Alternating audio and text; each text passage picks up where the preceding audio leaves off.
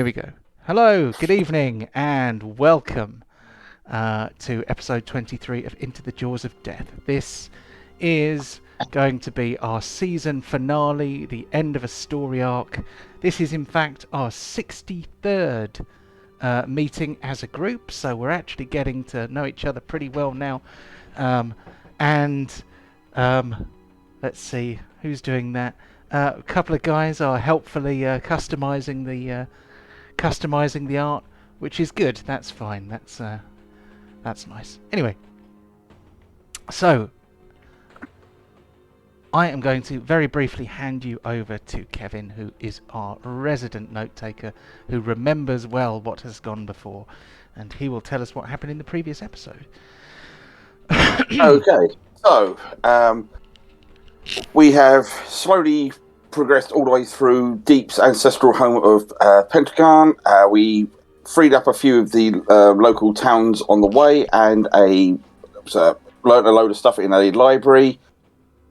Freed a couple of forts. There's a big fort which the local people could stay if they were in danger. We got to the town of Pentagon at the foothills of the mountains and had an epic Benny Hill sketch just escaping the guards there. We entered the ancestral home of Deep Sananor. We skillfully navigated past all of the mechanical creations there with no issues whatsoever. Over the course of this, we found multiple weird ruby-type crystals. Once we collected all three of them in the last session after finishing off a swarm of those mechanical abominations, we found they all interlinked into almost like a Tumblr type thing. We carried on through the complex, took a few more owies from a few bits and pieces that were there, till eventually we found a big seal on the floor that seemed to fit this crystal combination thing, and there was also some pillars with ancient history of the Depsananor clan, and so we were able to line the tumbler up to certain key dates on that in very specific dates that our DM had painstakingly researched and created beforehand and didn't just make it up. And the portal and the seal opened and a stairwell lower down appeared. That pretty much brings us up to the point, and I'm glad you noticed that I obviously didn't make it up on the spot, because No, it was seamless. It's these little details that are so important to us DMs that are obviously working day and night tirelessly to come up with small details. Obviously. Minutia is your friend. Well, no. I tend to go for the big strokes and ignore the minutia. No, but anyway, Mojito is your friend, I think. Mojito is your friend. Yeah. Yes. Well, Margarita's more my friend than Mojito, but anyway. Enough of this madness. The party all stand ahead of this descending spiral staircase. Some of you are in better shape than others, but as a whole, not too bad. What would you like to do before you descend? I think we're being clued into long rest.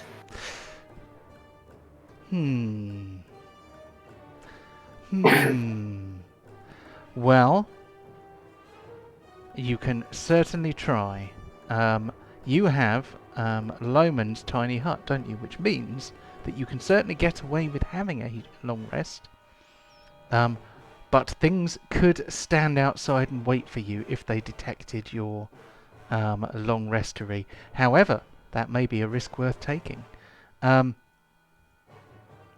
choice, as they say, is yours. To be fair, this is it. So don't hold anything back. So if you would like to long rest now, then please go ahead. Yeah, why don't we long rest? I feel like there's a big billboard with a neon arrow saying, "Take a long rest now." Could we have the map and our tokens? I mean, you can. Sorry, for some reason I was looking at it, and I hadn't finished the shades. I hadn't finished giving these shades. I'm very sorry to interfere with your artistic endeavours, Michael, but I'm afraid it's time to continue. But yeah, sorry, I forgot to move the ribbon. Yes, I vote for a long rest as well because I have no idea what my character stats are because I'm not quite sure what. Like I listened to all of it I could, but I kind of had to skip all the fighty bits because I was watching this at 5 o'clock. Your character sheet is all uptight for any of your action surges and all that kind of stuff. Okay, that's fine. I know you killed me at one point. We didn't kill you. I fainted at one point. We didn't lock your lovely axe in ice either, or throw it down the gorge. You need a long rest. Pontos is looking pretty beat up. Mm-hmm. Yeah, Pontos is definitely the worst amongst us. Well, if you want to make sure that you're all prepared, I can summon the dome once more to make sure you're as ready as can be. Well, should we lock this giant door before we do that? Just open a door? I'm trying to open this door to see where it goes. Oh, okay. I guess there's not a lot there, but... Oh, right, okay. So, that one might not open. That's fine. I was just making sure there's nothing creeping up behind us. We're going to hold you to that, John. For now. So that door appears, in point of fact, to be a wall. Oh, cool. Because I saw the flash of a corridor if I'm doing a bit of metagaming. Ah, why can you see that corridor? You shouldn't be able to see that corridor, but never mind. Forget there's a corridor there. It's probably because I was messing around with the light walls and probably actually exposed some of it. But just ignore that for now. Do we try and open the door and hear a rumbling of collapsing corridors? Also, it's on the map. That. Yes, yes, I see it is. Yeah, that's the joys of Explorer mode, which is both a blessing and a curse. So shall we get the tiny hut up and have a snooze? Okay, then. Should we close this giant gaping iris door? We have used that crystal to break the seal to this stairwell. I'm not sure we have the ability to reseal it.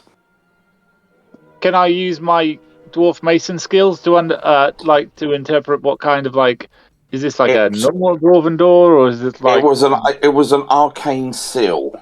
Well, okay. Well, are we talking about the stairwell or are we talking about this wall here, which is no. Stairwell. I think once it's open, but nothing appears to be marching up the stairs. So, and Lohman's tiny hut is impenetrable, isn't it? So, yes. Yeah. Well, we might as well camp out on this bit then. Yeah, why not? Are these bits here outcroppings actually, spires we can look at, or? Those are pillars, and they are covered in dwarven script, explaining the various progenitors of the Pentagon clan. But please don't ask me for any details, because I'll have to make them up. Well, no, I'm just saying, do they also activate weird, trippy, calendar-like things? No, that was the information we needed to open the stairwell just below us. Okay. So sorry, are we long resting? Yes, we're long resting. My button. Where's my long resting? Short rest. So you should have a long rest button on your character sheet, and that will restore your hit points, and also, hopefully, that will restore your thingamajigs. But make sure that you go through and check that everything you should have back, you do have back. Let's give Chew Bacon his hit points back. Let's flip Pontos so that he looks like the unwounded version. Is anyone else looking beaten up? So scrolling down, scrolling down, scrolling down, scrolling down. Scrolling down? Well, you said it was on my character sheet, so I was just trying to. Oh, what, the long find rest it. button? It's next to your resources. I've just pushed it for you, but it's a big, depending on whether you have night mode on, it's a big pink or purple button above your expendable resource boxes. You know, on the right-hand side where you've got the personality traits, ideals, bonds, flaws. I can't cross off of my sheet because it's stuck behind my buttons at the top. Click off the sheet onto the map and they will disappear. This appears to be a recent change where, for some reason, token actions now overhang pop-outs. Unless you set it up so that pop-outs actually pop out. In which case you will have a separate window. Oh yeah, I see it now. So, now might be a good time to remind yourself of all your abilities and all your toys. I'm just well, I've got Frenchie. Yep. I'm gonna light the lantern of revealing. Oh, okay. I can't remember what it does. The lantern of revealing allowed you to find the unconscious form of Tyr in the void, didn't it? Also, invisible items, characters, if memory serves me correct. Yes, indeed. I've got detect. I touch myself, go invisible. If you're going to do that, out of the hut. That's how I got to go invisible. Also, could you go invisible before you touch yourself? So that is how long does it last for? Up to an hour. Okay, so let's put an invisibility marker on to Kararook, who has invisibilized himself. And just as we're packing up and getting ready to descend, I'm going to start a small ritual as well, and you see several small motes of flame just leave my hand and just form a circle in front of me, and they carry on for a few moments, and they go, "This is a gift I have been given by my master for difficult situations, and I can't drag him out. No. I'm getting hungry. Is it what I think it is? It is what you think it is, and it won't. It won't come out. Oh no. Right, we'll fix that. I see. Right, apologies. There we go. For everything else, I can do this now. No, it still won't let me. Click off, click on again or something, because I have changed the controlling things. There we go. And out of the circle, you see a humanoid figure, sort of formed of flame, just appear. This is Sizzle. He will be with us for a little while. Sizzle. Mm-hmm. So Cool. you seem to be having some difficulties with some of the constructs here, so I thought this would be an opportunity. I'm not able to control him for too long and bring him to this plane for often, so... Okay, let's go and meet our fate. Sorry, Yeah. our challenge. You could have told us about Sizzler before. He may have come in handy before, but let's go. They can only do it infrequently, and it takes them invisibly and stealthily. I'm going down the stairs. Okay. Have you used your charges yet at all? No. No. Okay. Just sorry, while it's top of mind, you have inspiration. Oh, thank you. Sure. How did I gain that? Through wit. Okay. I honestly don't remember. I said something silly. Okay. So I can't see him, but I'm gonna try to stay about 60 feet behind Kararuk. Very sensible. 2 fireballs width. Or no, 3 fireballs width. Okay. So Kararuk begins. I'm feeling called out here. Kararuk begins the descent. The stairs descend interminably into the mountain below. Blimey, how big is Sizzler? He's large. He's a large boy. Oh, hold on. I need to make sure that he's there when you arrive. Otherwise, so you follow the stairs down. The stairs appear not to be covered in dust, as you might expect, considering that you are under a mountain. As if this staircase is actually relatively well frequented. You eventually come to find yourself in a large audience chamber, which I will show you now, if only the lighting is working. So, it did not put it in the right place, but I will put it in the right place and then everything will be groovy. So let's ping it to over here. So the floor,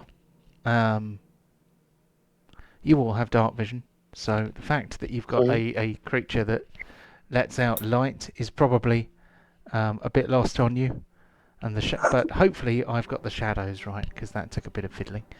There are a number of downed columns, beautifully carved stone columns in the dwarvish style. You can see one of them has fallen directly across your path, while one here still remains upright and proud.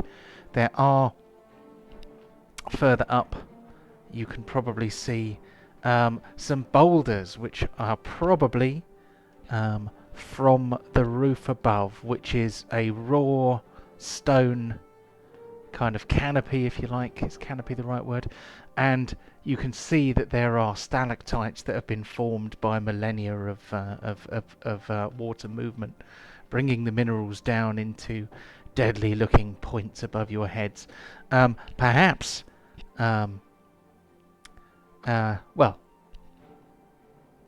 perhaps someone eventually meant to paint the ceiling like Leonardo da Vinci, but obviously the ancient pentagons never got round to that bit. This, as Deep immediately recognises, is actually the very heart of Mount Pentagon, where the Lord Pentagon, the king of the realm, would sit with subordinates at either side of him. You believe, your memory tells you that further up there must be a raised dais with thrones upon it, but you cannot see it from exactly where you are because it is pretty dark. Well, do you want to go alone, Kararuk, or should we all just... Oh, I guess to the side is wise. Yeah, I'll sneak up the side and see what I can do. If you guys keep cover, Well, get ready. Sizzle is a giant candle here, so he's not really going to be able to hide in a dark cavern where he is literally lighting the place up. Hang on. Can we see the ceiling? Because I'm thinking like descending like a bat or something like that. You could see the ceiling. It's got lots of stalactites hanging from it. Okay. So There's it's probably not like it's going to drop down on us. robot I- mantises. I'm going to sneak down. I'm going to try and get the guys to halt. So I'm going to come across. I'm going to go up to deep while I'm invisible. Say, shh, there's something on the dice up there. You can probably see it now. Looks like a skeleton of a dragon. Yeah, if you get a bit closer, I will describe it a little bit for you. Can't. I'm still invisible, but I've told you guys there's something up there. You can go charging in if you want, but I'm going to go around. I'm taking cover in the rocks. Deep, this is your ancestral home. Okay. If you want this fight to happen, me and Sizzle will support you. Okay. Do you want to get behind cover, or are you good where you are? I need to be able to see something, and until recently I could barely make out that dais, so I'm going to have to just be cautious for now. Okay. Once we sort that, I'll step forward and say, "Who haunts the halls of my heritage?" So before you intone these epic and historic words, I'm going to quickly describe what you see ahead of you. Hopefully this will blow up on the screen. What you see appears to be the remains of an incredibly ancient dragon. As you know, dragons only continue to grow as they age. And so this must have been a very ancient dragon indeed. If any of you is wise in the ways of dragons, a halfway decent Arcana check would go some way. Then you can give me one of those, and I will see what more I can impart. Can I get advantage since I did my Dracolich research? Yes. Okay. Well, thank God for Char. So what Char notices is that this enormous skeleton represents more than the bones of a single ancient dragon. It appears to have been cobbled together from a multitude of dragons. Somebody has painstakingly attached them together with metal joints, which look like they might even articulate. Although there is no leather or flesh left on this enormous creature, it has it obviously couldn't fly because its wings would not catch air anymore, but it is an impressively large and terrifying creature, or at least it must have been. This doesn't seem right. I've seen some of the red drakes, the masters of the city of brass have slain in the past and have littered in the ash fields. This seems more than what they have left to be consumed by the flames. This doesn't look right. Do you think it's a trap, or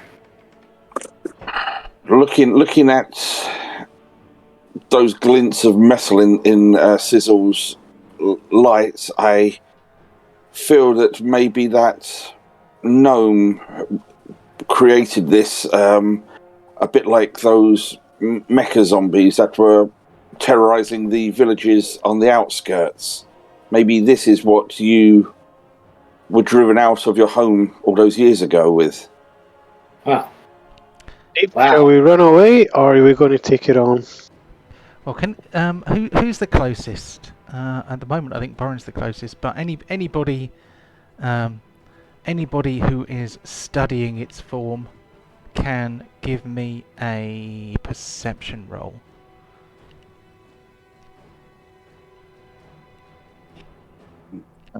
Right. Okay. I'm going to try and do this again. Last time it was so delayed.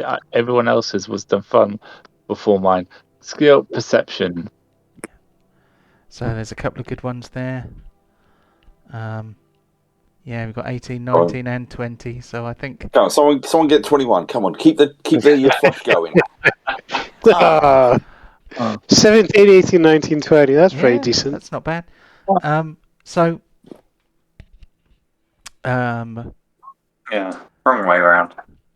Oh well, Pontos is not.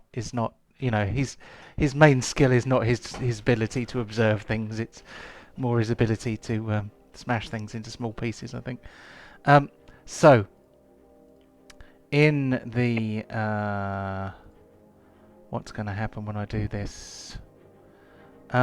Within the rib cage of this enormous constructed dragon bone monstrosity appears to be a rather lonely looking creature. He has, I say he, I have assumed that creature's gender, apologies. It appears to have a spherical body and metal limbs. But it appears to be trapped in the rib cage, as if the rib cage is a cage for this creature, and the creature trapped in the rib cage is faintly glowing. Do you want to go set it free, Kararuk?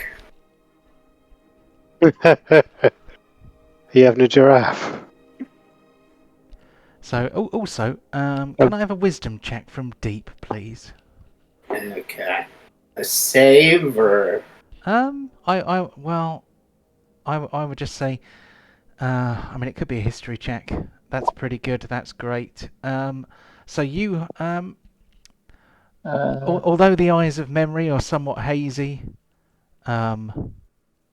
this does seem familiar. This enormous bony dragon. And you think perhaps this was the monstrosity that drove your family from their ancestral home so long ago. And you want me to go up and tickle its cage? Yep. I think I might pass on that one, but I'll get my bow out and I'm going to cast a spell. Ready. Is Deep going to shout out his what he was going to say? I've forgotten what the line was now. I'll say, man, somebody should tickle that cage. Yeah. I obviously remembered that line wrong. So, there's something inside that. Maybe this is part of that foul magic with the plane of Mechanus that is enchanting this thing. Yeah, this is blasphemous, but fascinating. But where is that gnome? Where is he? Okay, getting closer, John, to have a better view on what that thing is. Okay, well, first of all, it is enormous. Hold it there for a sec. You hear a thin, somewhat gravelly voice echo through the chamber, and it says, "So, Lord Pentagon, does it look how you remember it, or have your memories transformed it?" It looks like how I remember. There's just a big, ugly addition in the middle of it. Oh, yes. That is my Magnum Opus. My greatest achievement. But anyway, That's about as close as you're going to get. At least, while it just stands there. Can anybody... Yeah, can you guys give me a perception check? Mhm.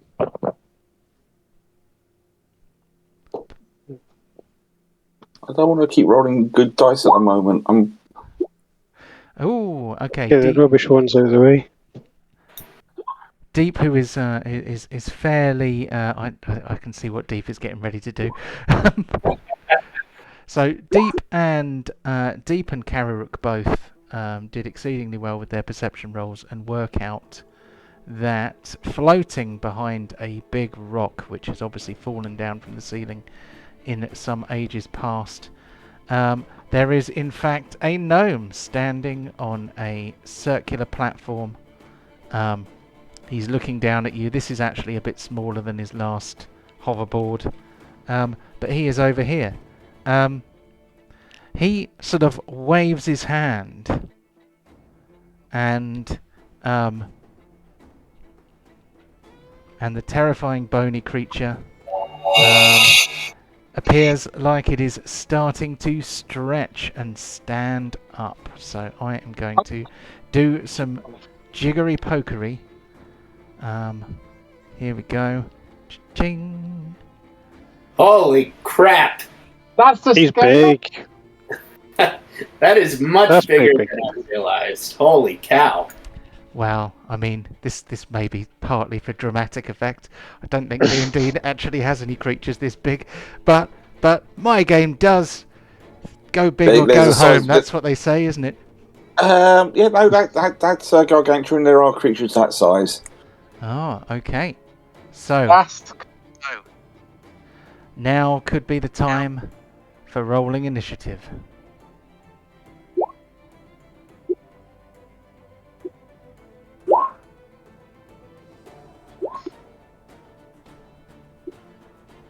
Is it alive? Is it alive? No? Yes. So let me put those in order. I also need to put some other things in, some things which may not immediately be visible.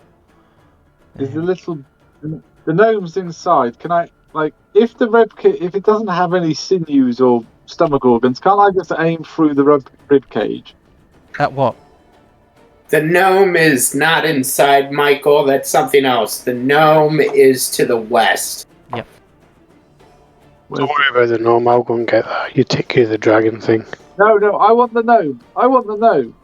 I want that gnome. I want something living. You can get something living later.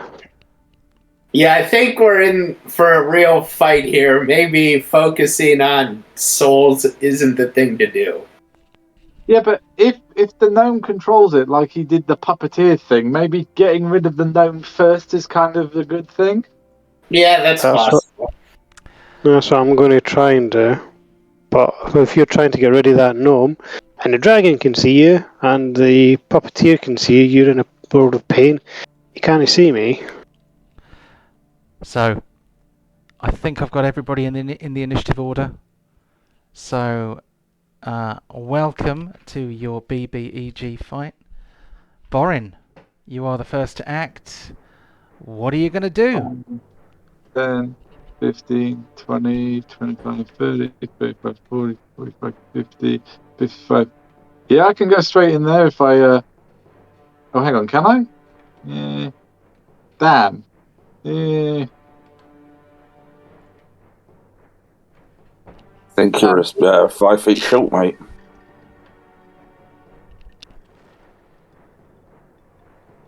Curses. Also, he's 30 feet in the air. Oh. Bear in mind, okay. because he is on a floating platform. Oh, fine then. But I'm going charging in. Boring! Oh, fuck! Ah! Oh, he's gone right in. Okay. So back it up one, because... Oh, hold on. What square is it on? Yeah, you are standing on him. I mean, actually, he's more than 2 sizes bigger than you, so you can stand on him technically, or under him. Is that okay? That's okay.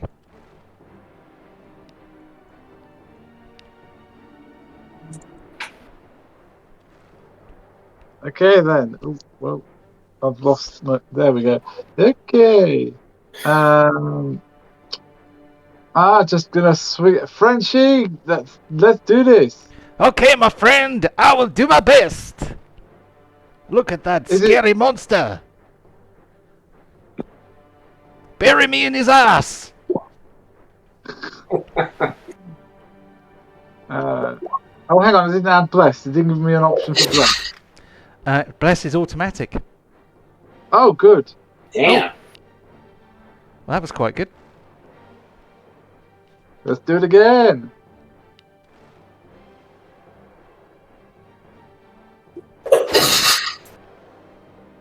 Is that max damage? Not quite. Ouch. Okay. I'm gonna do action surgeon. Have at him again. Keep this ball rolling.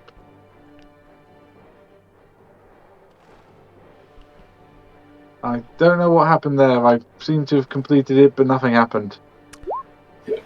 Okay. Let me see what's happened. Okay. So it has decided to crash. So I am just starting it up again. Have another go. Thank you. So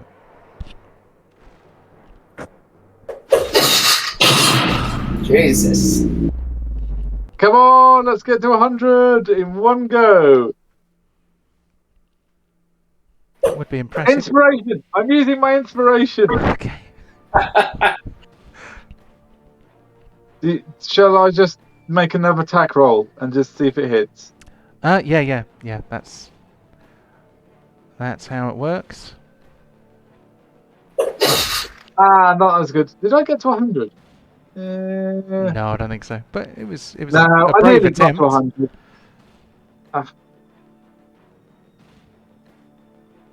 Well done, Frenchie.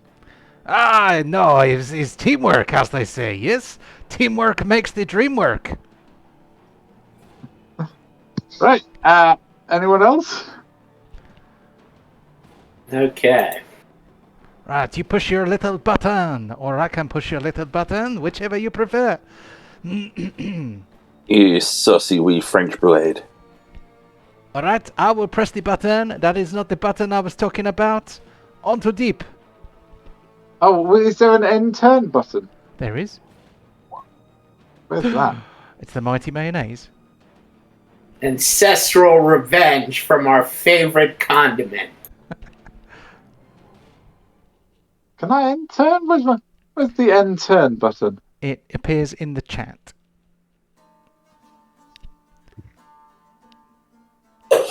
Damn. Go Mayo. Beautiful moment. Okay, so how far away is my friend here? Okay.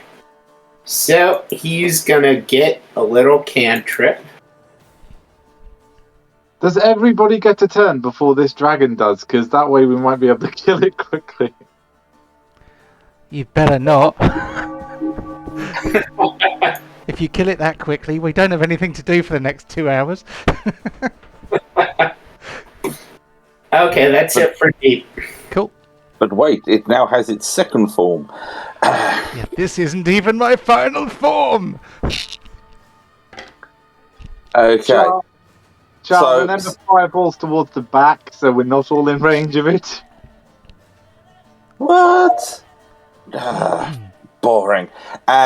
Just hearing that, you suddenly see this almost like small flash of light under his feet, and I take to the air.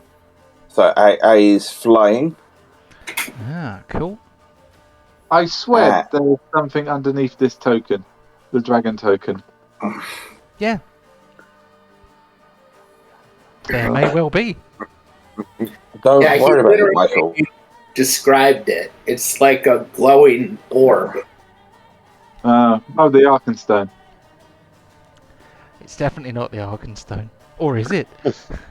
but it's not. Right. I'm just gonna fly to there. Didn't need to do the 90 degrees. I'm just flying to there, and then I'm just getting some distance, and I just point my fingers towards the guy on the platform, and I give him a little bit of agonizing blast to start off with. Nothing too major at the moment, but I want to start hurting him.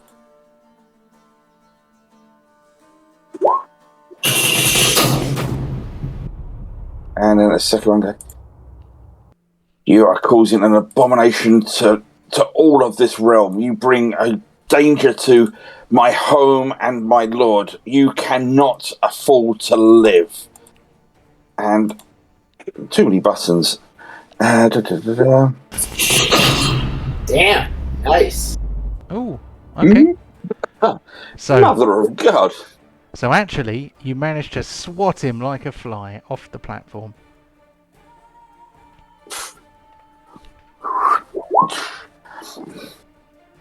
Yeah, so, okay, that was impressive. And I just seeing him collapse like that, and I just go, sizzle, attack, and end of my turn. He's just going to slither his way that way, and he is going to try and punch the dragon. He has 2 attacks. Have you set it up as the creature? Because it says here produce flame. I'm not sure if that's his attack or not, mate. Oh. It may just be that I forgot to rename the text and that I've... where does it say produce flame? On the action buttons, O2. Oh, right. That's nothing to do with it. You want the one that says fiery touch. I cannot see that. Oh, it just says touch. Hold on, let me... Ah. Okay. I thought that option was for more private time, so that's fair enough. Sorry, it should say fiery touch, but obviously I was lazy when I named it. That's good. That's fine. I can use that. I just wanted to make sure. And as he's coming forward, you see both his fists just engulfing flames as he going towards this. And the first one, good boy. Good start. He's the hired help. He's the minion. I don't care. Let's see what this thing can do with advantage. Because I'm generous. I want to see what this thing can do. Yeah, it's obviously a strategic move and certainly not a devastating error. So let me just check a thing. Right, it's that one. Okay. So the creature reaches out with one of its bony wings, which is no longer capable of flight, but is capable of reaching quite far. He is going to try and get this guy. Did I just miss the advantage thing? There we go. Click again. Cover, no. Auto crit, no. Standard, advantage. There we go, advantage. Noblesse. No bane.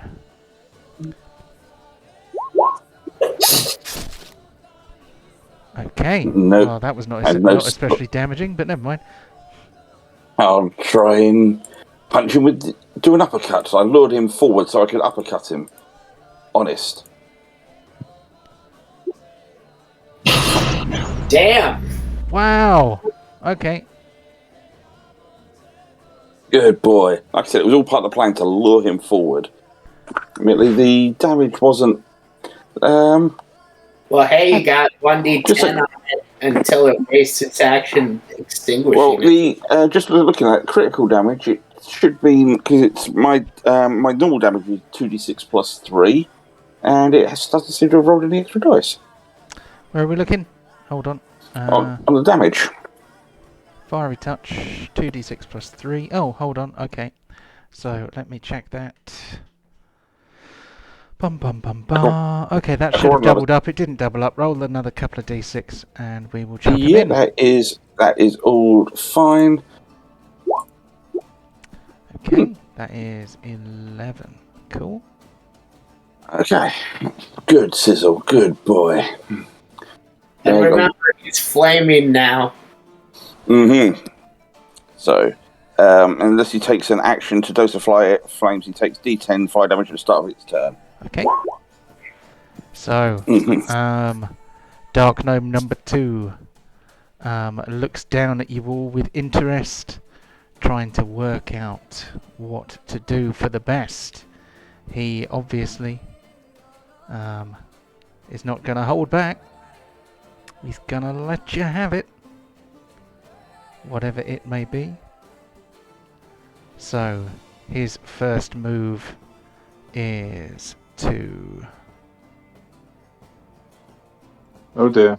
drop a fireball on you all. Okay. No. As that comes towards me, I just hold out my hands and summon it towards me and absorb it as I cast Counterspell. You bastard! Curses! Okay. How many times can you do that? Hopefully enough. Hopefully enough. Okay, so the fireball gets sucked away, and the Dark Gnome is left looking somewhat perturbed. He flies back a little bit. I shout to the shadows, see, I can stop them! No, when they're coming at me, you don't. Because I'm only casting them. Yeah, or they're coming from some sort of crazy chest. You just think, it's alright, I'll get my revenge. If they're coming out of a chest, I can't stop them because they've got to be cast. At least, that's my excuse. But I saved the bacon. I'm impressed. The chew bacon. Yeah, got it. Right, another one flies forward, ready for fun. He's kind of, for some reason, not in the middle of the square. But he will be now. There we go. Well, this one might try and do the same thing. That's the nice thing about having clones. They get their own spell slots. So... he's like, yeah. Can you do it again so fast? Still eating this fireball. Dry scooping. Oh dear. I've forgotten all about that. Okay, so I'm going to pop that on to the map layer while I accidentally put it behind. So hold on. To the back. There we go. I want that to be visible. And then we shall cast the fireball. And I will point this fireball at Chew Bacon because he's in the middle, more or less. And we're just going to do it at level 3 because that's the only level we can do it at. I just should not have said that out loud. Never mind. Okay. So. DC 27? That's wrong. Don't worry about that. So let me try and work out what on earth has happened there because I have no clue. It should not be DC 27. That's absolute madness. Dexterity save of 27. Okay. Yeah, the rogue's going, yeah, that's fine. That's not a problem. Yeah, I can make that, says the rogue.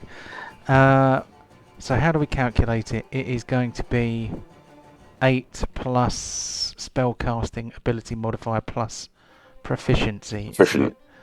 Mm-hmm. So we have 3 plus 1 plus 8. Okay, we are looking at 4 plus. Well, we're looking at DC 12, so actually it's not that awful. I just accidentally moved the thing. Right. You can use bless on them, guys, so it's not that bad. This is true. Made it. So you only take half damage, which in this case will be 14 points. So Which then goes down to 7 for me. Because, strangely, I am fire resistant. Yep. You get the feeling that fireball probably wasn't for you.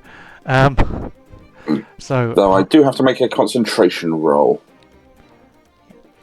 So Pontos, Chewbacon and Pontos both dropped that one, I'm afraid. So 29 for Pontos and 29 for Chewbacon. Then how did Deep do? I passed. Can you remind me how fire resistance works? Half damage. If you're fire resistant, it's half damage. So it'll be half of 14, which is going to be 7. If you are fire resistant. I am. Cool. There we go. So 7 points of damage for Deep. Nothing too awful. Are you concentrating on something? What are you concentrating on? Oh, it is your spiritual weapon, isn't it? Is that concentration? Yep. Bless. Bless. Of course it is. Okay. Well, it automatically... I'm sorry, is it a con save or a wisdom save? For concentration? Yeah. It's a con save, but it did one automatically for you and it passed. So may as well leave that one there. Okay. So, did anybody else get burned? No, that was it. Okay, so the gnome laughs evilly, and then we move on to Pontos. Cool. Get over Pontos. Can I hit it for? I can hit it manually, right? Melee wise. Yes, it's not in flight. In fact, it couldn't fly because it doesn't have any. It doesn't have any wings. It's just got bones. All right. The pig is going to charge. Oh, are you talking about this guy? Oh yeah. Oh. I thought you were talking about this guy. Yeah, this guy up here. Okay. This one. Well, it looks like you charged me. He's going for the bones. He's going for the bones. So the guy. Okay, the guy in the air. Oh, you all really want to climb on this guy, don't you? That's okay. Can I not pick a pole? So let him have it.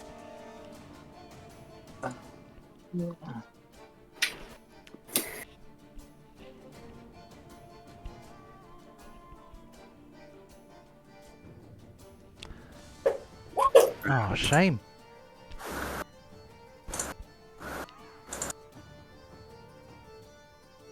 No meat for the tusk to go into. What?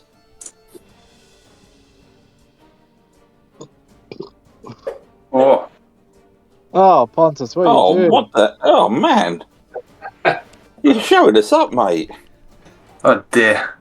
Are you still a bit tired from that rest? Damn. That's a bit better. It's awful. Right.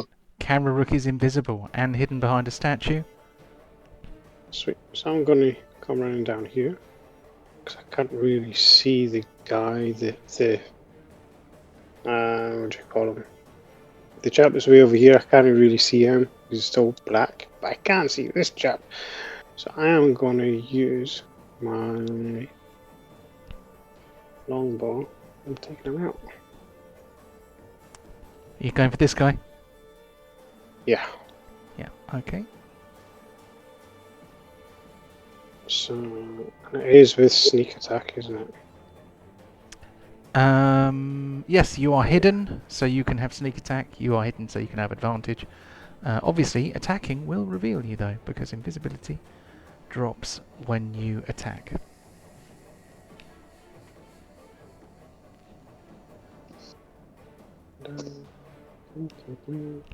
Sneak attack, nice. I don't know if it gave me advantage, but I do have sneak attack. Okay. Nice work. So, Dark Gnome 3 clutches his chest with an arrow sticking out of it. He does not look like he's long for this world. Awesome. And then I'm gonna come down here and hide. Okay, give us a roll. Oh, give me 1 second. Scale.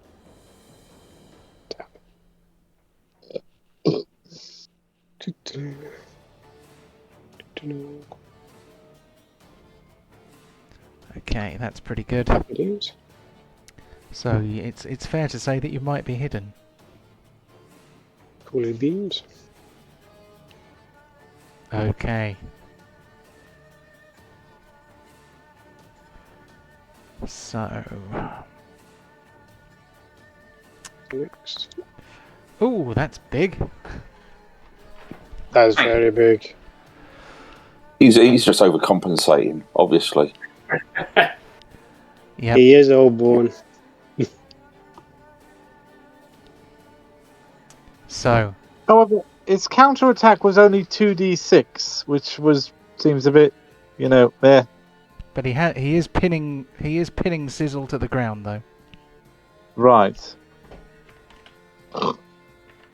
And here we go. Here's some fire damage. Nice. Okay, and there we go. Then we have some attacks. So he has Sizzle pinned. He is going to try and pin Borin with another pinion attack. Try and hold you down.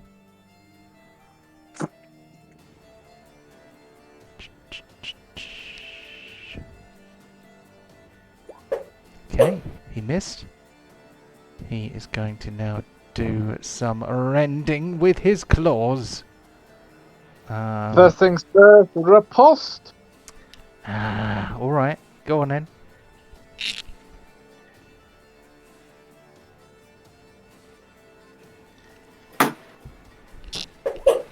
Damn. Oh well.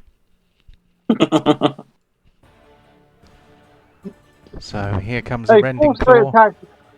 Four straight attacks in a row. I'm doing fine. Oh, that's one miss. Then this one is going to be with advantage because it is against a restrained opponent.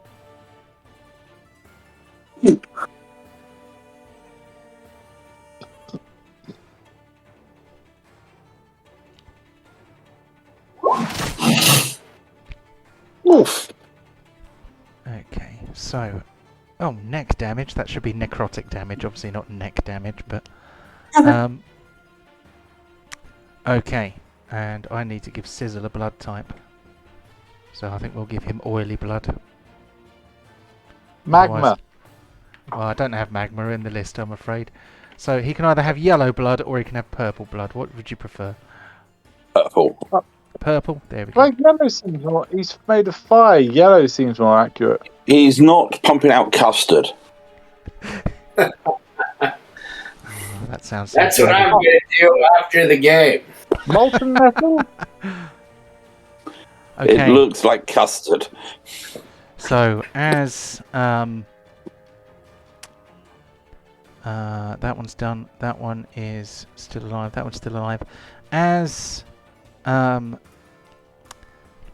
it finishes its attacks, you notice that whatever is within its ribcage glows more brightly for a second, and in a flash, we have another one of them. Another dragon. No. Another no. Another clone. Oh god. Okay. And then I think that's all he can do for now, so we move on to Borin. Right then. Let's just keep hacking at it. I've really got no other option until I'm done here.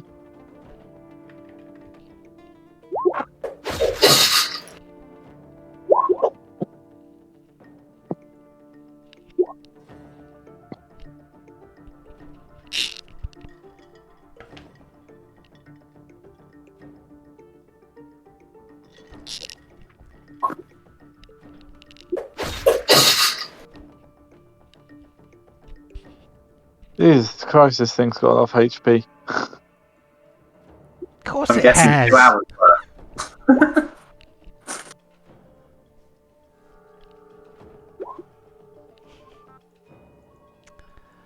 Okay. That's it, that's all I got. So almost as if to jinx the entire party. Let's see.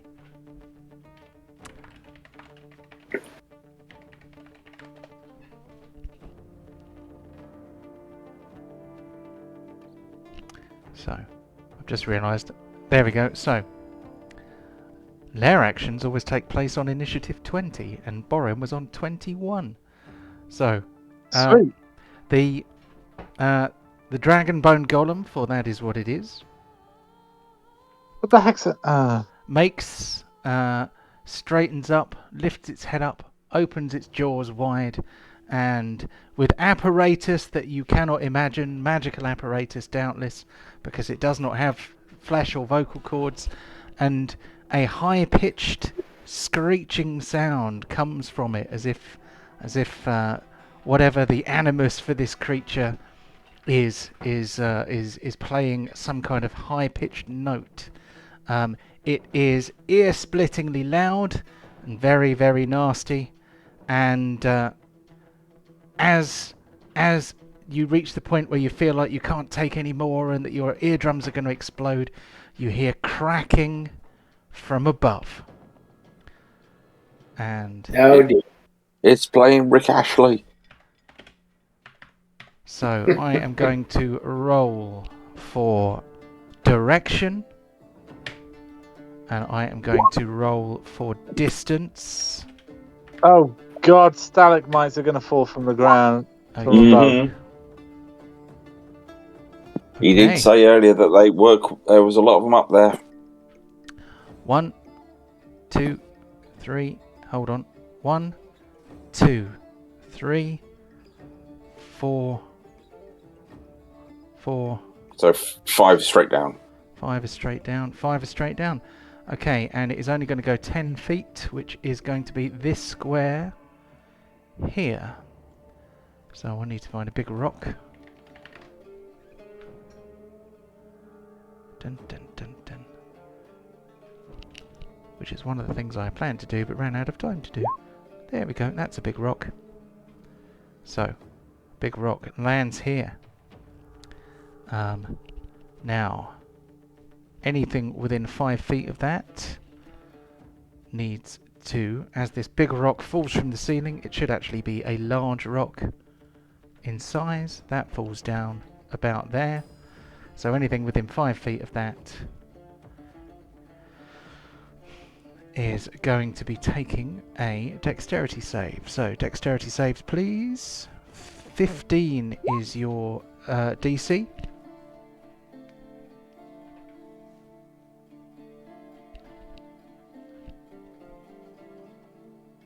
Oh, I put a G in the word within, so it's withing. So how do we do? Chew Bacon passes, Pontos doesn't. Let's also have Borin, okay. So I am going to roll 3d10s for bludgeoning damage. Chew Bacon takes 8. And the rest of you take a full 16. So that is 16 for Borin. That is, let's push this to the back. Have you already done 16 for Pontos? I have not. I can though. It's alright, I can do it. I just wasn't sure whether he'd already lost his hit points or not. And it's only 8 for Chew Bacon. There we go. So that's all done. That rock is broken up into quite small pieces. It just kind of exploded like a grenade. Bless wasn't in the saves. Okay. So Wait, it was for Borin, but not for Pontos. okay, so Chew Bacon passed already. Can you roll a D4 Pontos for won't be Pontos, please? Oh, even if you got Pontos a 4, won't be able to get 15. yeah, even if you got a 4, it wouldn't get to 15. sorry. So that was the stalactite attack. We now move on to deep. Okay. Might regret saying this, but I think we can wait one more round for healing. So, I'm going I'm good. to whack this guy. 4. Blessed Strike. Ah, got him. Of course, that's just a fraction of what Borin would do. But I can live with that. It's 25. That's not too bad at all. Well, yeah, but Borin does 100. He's a maniac. Yep. Oh, and then... So is this guy on a disc? Yes, he is floating about 30 feet in the air, but he's dripping blood on the floor as well. Hey guys, do you remember, did he already fireball? I think he did. I was going to use Ring of the Ram, but instead I'll do this. Yes! Conserving resources. Alright, that is it for deep. Cool. Right, on to Char then. When I shoot you, I expect you to stay dead. Stop coming back and playing around with pitiful amounts of what you call fire. That was barely warming me up, what you and your clones threw at me a minute ago. And first one.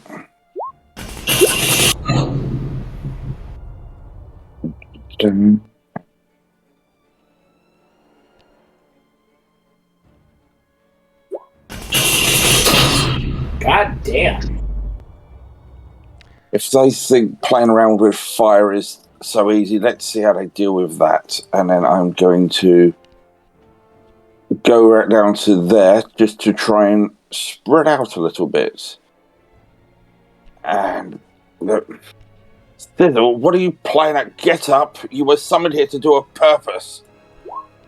Okay, it's not Sizzle's turn. Oh, Sizzle can go first, since he should be directly after you, I think. No, he has his own initiative, so... Oh, okay. Well, he can go first. He went before the Dark Gnome last turn, so it's fine. Okay, is he grappled, is he? Yeah, he is... let's see. The wording said in the text that he was... Dun, dun, dun, dun, dun, dun, dun, dun. If I can find it. Sizzle is grappled, escape DC 17.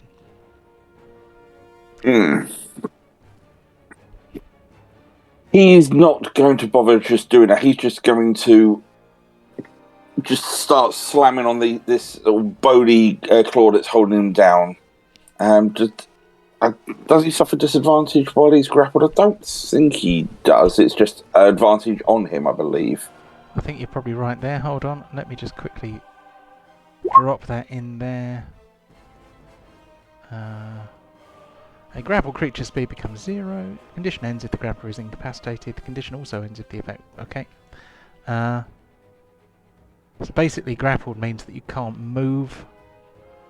Mm-hmm. I just want to make sure that I haven't missed something, because it says here if the target is medium or smaller... Oh, hold on. He's not a medium creature.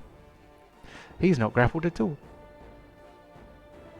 I don't mind. It's cool for fluff if you want to keep him grappled. That thing is 3 sizes bigger than him, so it's not... That's true. Yeah, this was written for a slightly different size construct, so...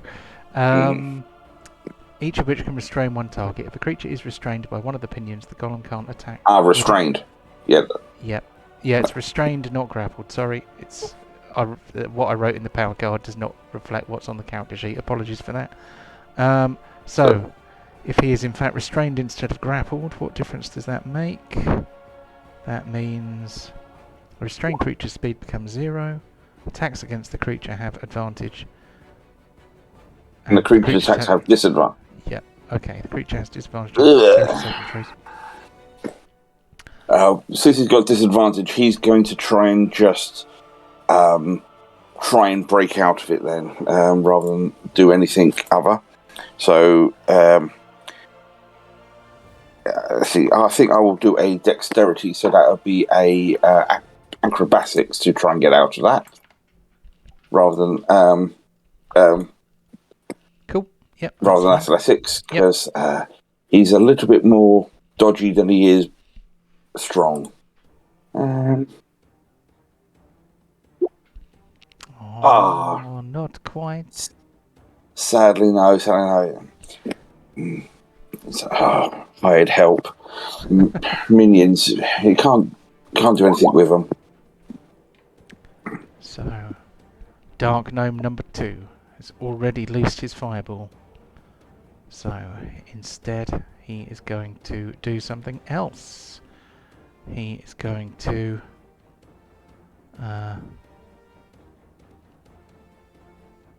he's going to do this. He's not, you know. Okay, just ignore He that. broke the matrix. I broke the matrix. Hold on, let's see what happens if I do it with this one. I think you must have missed a bracket there somewhere. I think you may be right. So I think we'll just do it like that instead. So Okay. he fires off some magic missiles in your general direction.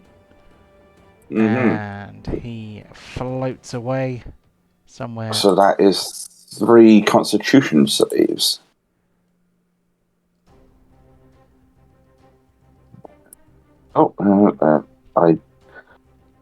Sorry, come on, cancel. Right, I forgot the blessed. So first one. Oh, that's a fail on the first one.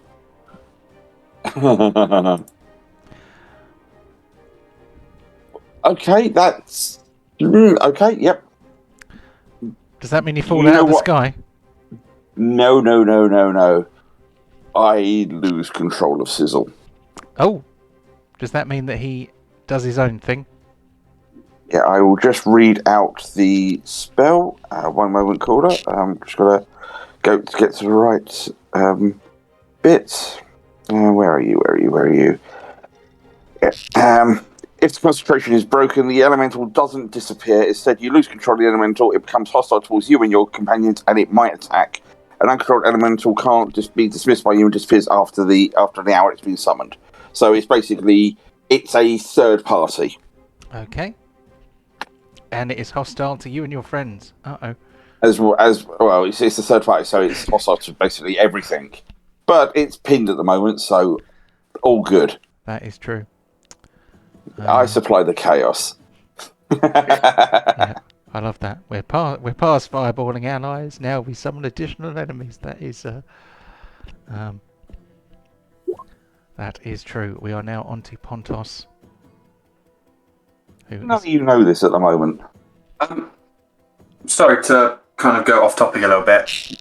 Will we do the break after this round? Yeah, we can have a break at the end of the round if you want. That's fine. Thank you. I also need to go help out quickly with baby. Yeah, of course, no problem. Yeah, I was looking at the clock, but I thought we'd get to the round. It's almost bedtime for her.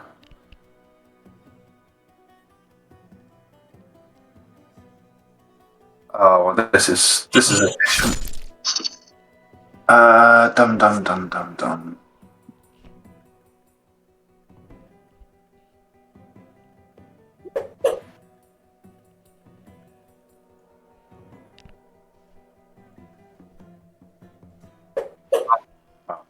That sums that up, doesn't it? That is unlucky.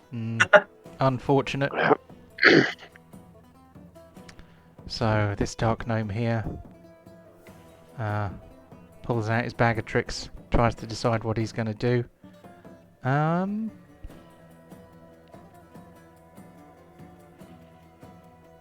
So this is kind of his last hurrah. So he's going to drop a fireball directly on Deep. Oi.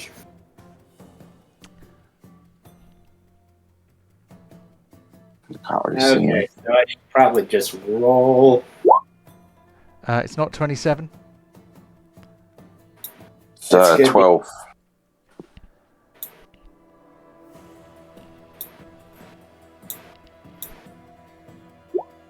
Oh, even with bless. God damn it. Ouch.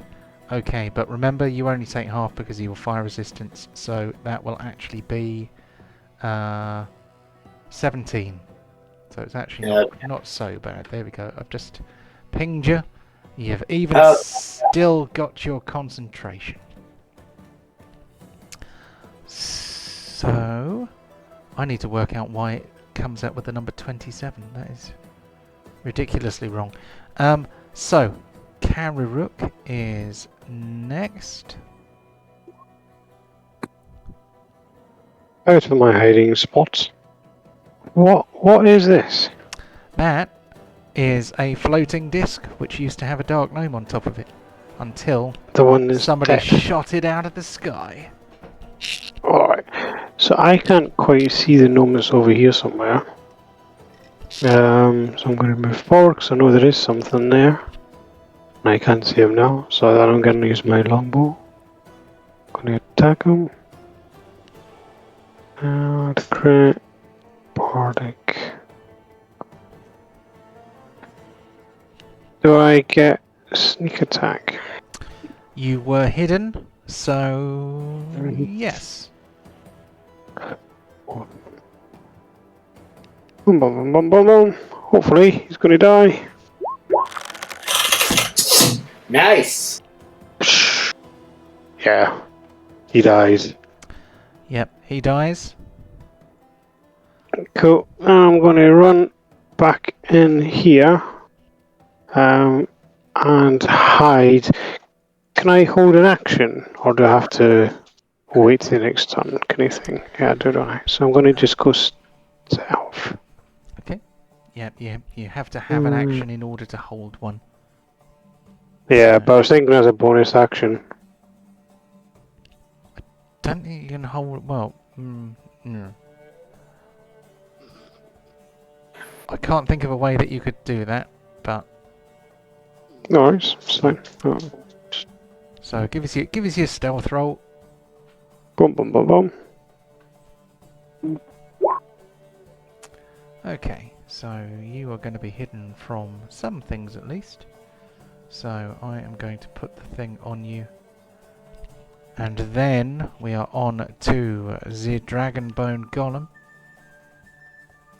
who has an extremely target-rich environment. So he is going to... Do I have one of those? I think I have one of those.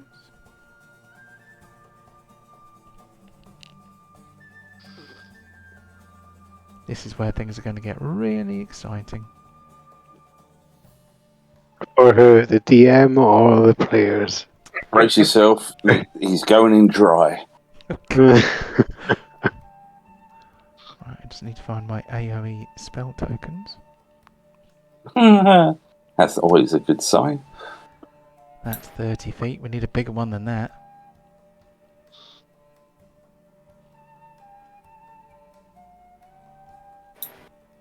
Now, that size is more than big enough. That's fine. No, that's now silly. That's God damn. Wow, that's big. It's also kind of facing the wrong way. That's the problem.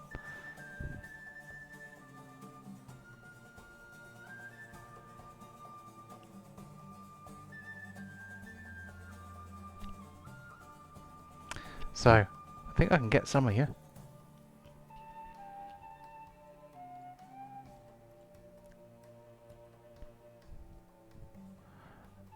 So who's that not getting? That is getting Char, that is getting Kararuk. That is it's basically not Pontos, Trubacon, or Deep. Okay. So, let's see what that does to you. I'm a bit scared about this one. It'll be fine.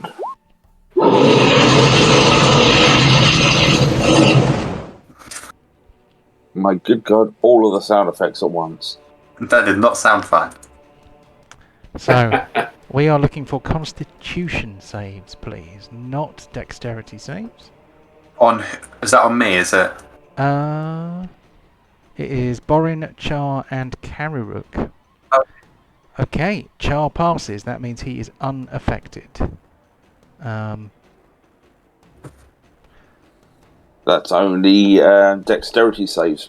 Yes, somebody knows that you're a bit sneaky and leapy and had this in mind all along. So, Constitution save, please. Oh, you got to watch out, Chris. He's now tailoring against you.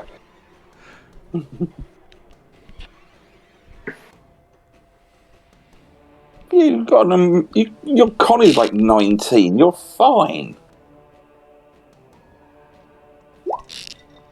You are fine. You are unaffected.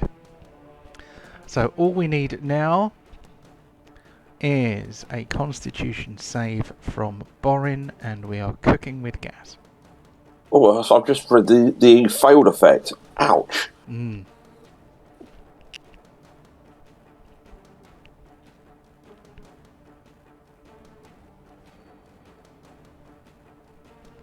Are you there, Michael?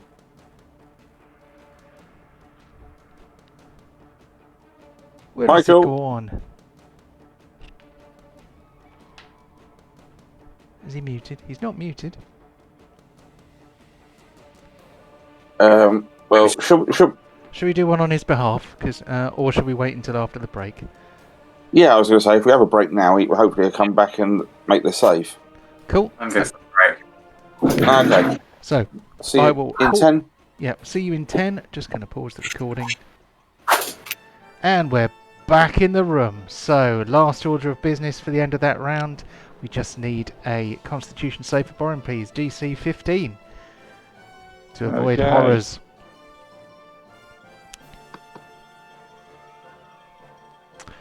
Oh. Well, I'm a little bit disappointed, if I'm honest. But So, sorry about that. I realised I had an entire turn to go, and then when I come back, you went on the break. So I was just like, oh, okay. that was a bit of an anticlimax. I was hoping for like a 9 or, but no, that's okay. So, we move on to Borin, who is not turned to stone. Oh, before you do anything, I'm just going to quickly roll some fire damage. There we go. A drop in the ocean.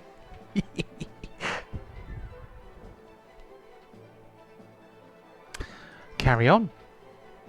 Okay, carry on. Let's see. Can I make this? What would that? Is this going to be? No. Did I miss one last time? Missed one what? No, I was just seeing how many attacks in a row I could do. I can't remember if I missed one on my second turn. No, you did 2 attacks. Yeah, so this would be attack number 7 in a row if I can do it. Oh, yeah.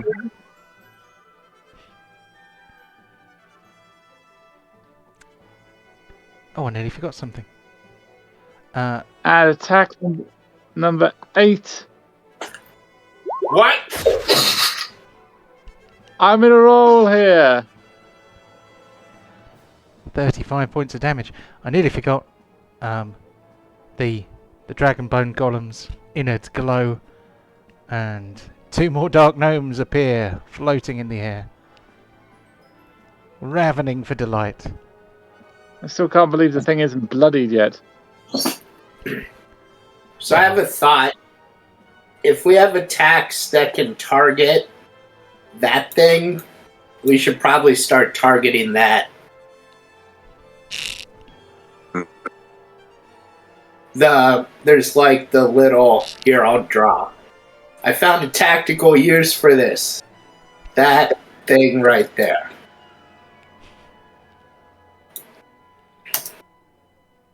Because that's what's in our friends. Or the dragon thing. No. There's like a token. That glows every time. Yeah, Oh, inside the dragon. You can see, do you see the yellow line inside of my circle there? Mm-hmm. That's what I'm talking about. It's the gribbly inside the ribcage. It is. Yeah. It doesn't quite line up with the token. If you zoom in, If you zoom in, it looks like it's got the wings of a golden snitch from Harry Potter, but the bone's over the centerpiece, so I can't see what's at the center. I'm not going to say anything else. Okay, That's it. That's me done. That's me done. See everyone else in another hour. okay. I believe the mighty mayonnaise can occupy the same square as something else. He can. So it wants to move on top of that thing, and then is it possible for that to attack it directly? Well, you can try. Okay. Yeah. Yeah, I can't really target it. I can only hit the dragon, I think. Damn it. So there is a lot of bone between the mayonnaise and whatever is hidden within. You feel perhaps that the protection afforded by the golem is not just physical and may in fact be mystical as well. So what is bound to its innards cannot be reached by the mighty mayonnaise. There is a wall of force preventing it. Okay, that's fair. And after all that, it was a terrible roll. Oh. Okay. Going to use one charge of Borin's Ring of the Ram on this guy. So it looks like I attack with a +7 bonus. Yep.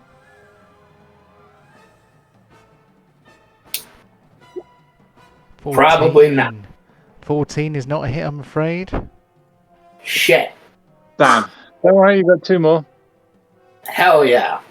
And I want to watch him fall off of his disc and sprain his ankle. I'm done. Oh, I can hit the button. On to Charles. Okay, yeah. Well, a couple of things. First off, you hear Charles something like, I've lost control of Sizzle. Be careful. If he gets up, he might go for you. And then I'm just going to reach down to my holster, pull out my wand of fireball, and then just hurl a ball of energy at our big friendly dragon over there. So let's just pull this over here, and it is going to go About here. about there, just to for giggles. Okay, cool. So, wand of fireballs. So, choose a target. You. Okay. Ugh, that's terrible. That is terrible. Only 18 damage. That is somewhat disappointing. That's a lot of 1s and 2s there. So here we go. More 2s than 1s. Yeah. 4 sets of 2s. Eesh. Yeah. Dun, dun, dun. So we are going to do a save, a dexterity save with advantage.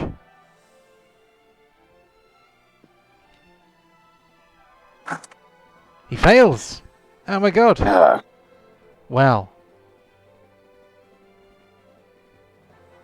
I mean, he can probably just take that on the chin, so he's just going to take that on the chin.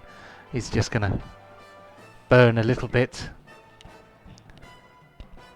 He's a tough one, but I can turn that to lava eventually, and I'm just going to fall back a little bit and sort of spread out. I think those clones, they're just a distraction. We need to find the real gnome, and with that, it is now Sizzle. Ooh. What do you want Sizzle to do? Well, I guess he would be trying to escape so that he can attack something else. Okay, so acrobatics again. Let's see if he gets free. Oh, No. So Sizzle is pinned down still. Oh, Mm. and I didn't roll initiative for the other two gnomes, so I'm an idiot. Let me quickly get those in the turn order. Hopefully it will not cock things up too much. Ah! Hopefully it Do you will. want to put the leer in there at all? Oh yeah. Well remembered. So I actually missed that out. So high pitched squeaking all round, and Not sure if you might want to put that as an entry on here, if you can. yeah, that's a good idea. Let's add that in. How do we add? Add custom label. Layer. Action. Add. And then we put that in on 20. And I'll do it quickly now, before I forget. He has his master's dice rolls, I think you want to say there, Deep. So, 1d8 for direction. We're going for a 7, which is kind of going to be 5, 6, 7. That's going to be off. That's going to be off to the It west. falls this way. Yeah, that's probably not going to hit anybody. Okay. That is going to go 20 feet off in that direction. So I think that is just going to smash into the dwarven statue. No, a family relic! Yeah, I was going to say causing irreparable damage to... Emotional damage. Emotional damage! Yeah, I cannot do it as well as he, but even so. I don't know why it suddenly says it. I don't know why it's saying that it's Pontos' go. Did the Dark Gnome get a go? It didn't, did it? So... Basically, you just done the lair action. It was just Sizzle, so so now it's the... Yeah. Cool. Okay, this Dark Gnome here has actually been alive since the beginning. So, he's probably... gonna do something like this. So...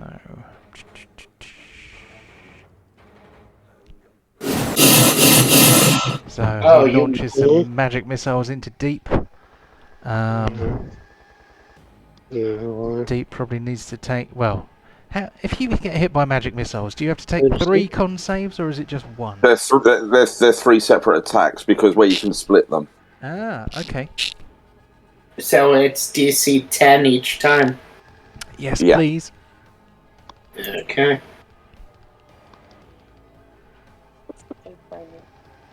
First one is good.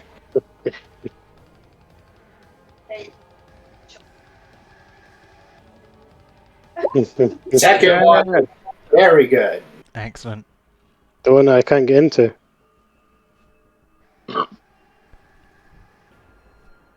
come on, yeah. Cool. Close. Bless holds. Good. Sorry, my wife was talking to me and I didn't put you on mute. Sorry about that. That's alright. Show me some stuff. Okay, that was Dark Gnome number 2, so we are now going to move on to Pontos. Why do I have this feeling we've missed out a big chunk of the turn order? I don't think we have.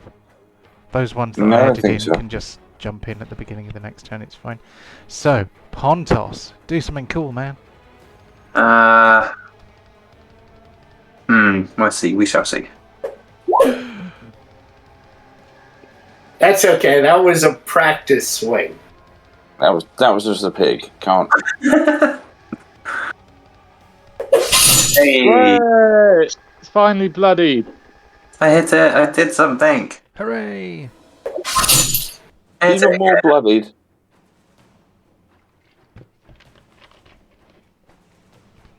Claw time, give him the old Wolverine. And I'm going to do Action Surge as well.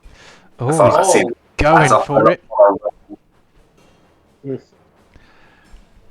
So keep your minds on keep your minds on figures. Yes, for the awards. Yeah, I'll be making a note. Cool. I think I've got a good shot at this. I haven't missed so far, so I've had a slow, steady Doesn't the riposte damage count? roll. You What, did the miss the mixture of the riposte. top? Mm. I wouldn't. He suddenly says, Oh no, it's still a slow, steady, actively trying to damage him.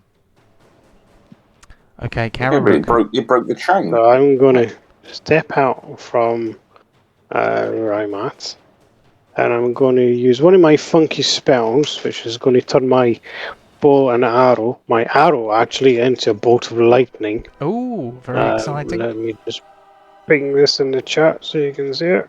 Ah. That's that Nice. scroll that you've had hanging around for about a year and a half, isn't it? This ain't no scroll, this is a spell I've got. It's one of my funky spells. He learnt it and everything. I did. I want Frenchie to hurry up and level up. Everyone's got these badass stuff, and I got But you, I got if something that doesn't work on anything. I don't have badass stuff, I just hide and stab. you don't seem to have any level 3 spell slots. It's on my character sheet. Yeah, the spell is. Hold on. Yeah. Does a Arcane Trickster. yeah, hold on, level 9 Arcane Trickster. We need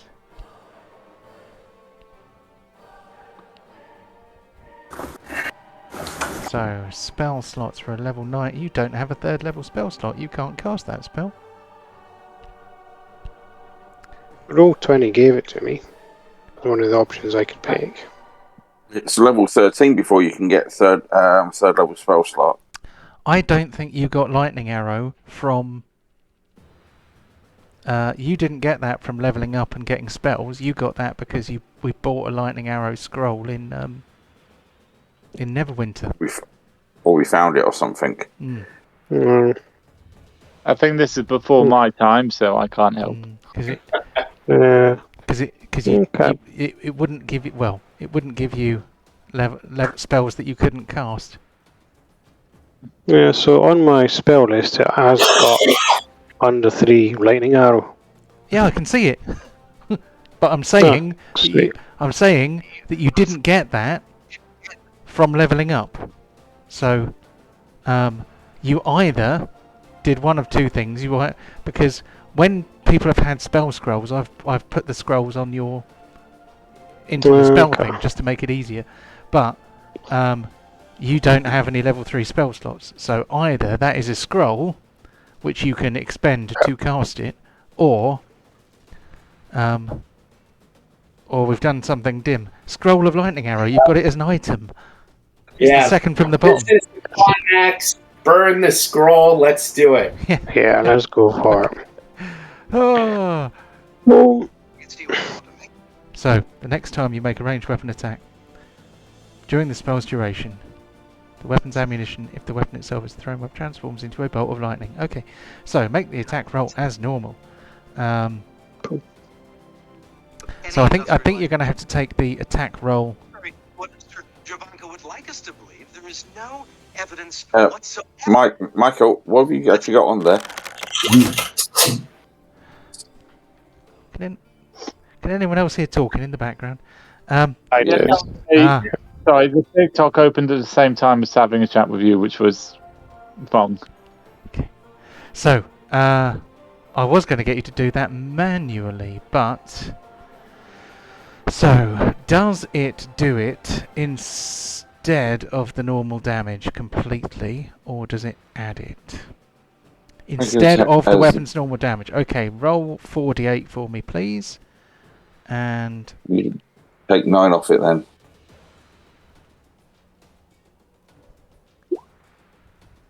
Okay. So, I'm just going to put some... Can you have sneak attack with a spell? I mean, yeah, I'm not going to quibble. Well, I'm going to take an extra 7 points of damage off because we will swap 16 lightning damage for the 9 that you did. So we'll just do an extra 6, okay? Or 7. Extra 7. There we go. And that is one spell scroll finally used up after you bought it like a year ago in Neverwinter. I was thinking, I remember this. Each creature within 10 feet of the target must now take a dexterity saving throw. Yes. Really? Oh dear. Yeah. That is brilliant. Well spotted, Michael. Okay. This is Karuk, not me. This is Karuk, not me. I didn't even read that far. Whether you hit or miss, each creature within 10 feet of the target must make a dexterity saving throw. Each of these creatures takes 2d8 lightning damage on the failed save, or half as much damage on a successful one. The piece of ammunition or weapon. Yep. Okay. So, please can I have some dexterity saves from Pontos, Chewbacon and Borin, and also from Sizzle. And the thing that's inside the dragon as well. Oh, that's well protected. Yeah, but it's late. That's protected by bones, plot armor, the works. Safe, right? Okay, so... Damn it.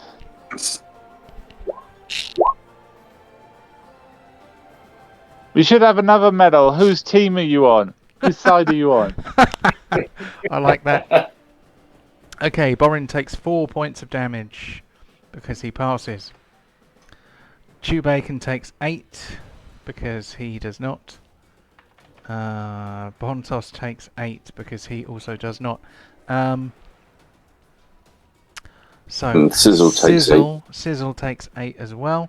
So that was luckily quite a poor show from the rebound damage. Must remember that next time. That's excellent. Anything else from Karuk? Sizzle's not going to be happy with you.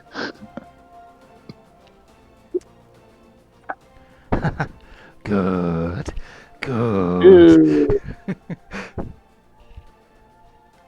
Feel the hate flow within you. So. Okay, you are hidden from some things. Unlimited power! Yep. Okay, we are now on to the Dragonbone Golem. We need to test something. Okay. So that was not exactly the result I was hoping for, but nonetheless, we shall do the other things. So we have another pinion. So let's do one of them to see whether we can pin down Borin. Oh, excuse me. So is Borin pinned? Borin is restrained. Then we have some claw attacks which will be on Chewbacon and there we go. Also Chewbacon's date. Oops, that can go to the back as well. There we go. And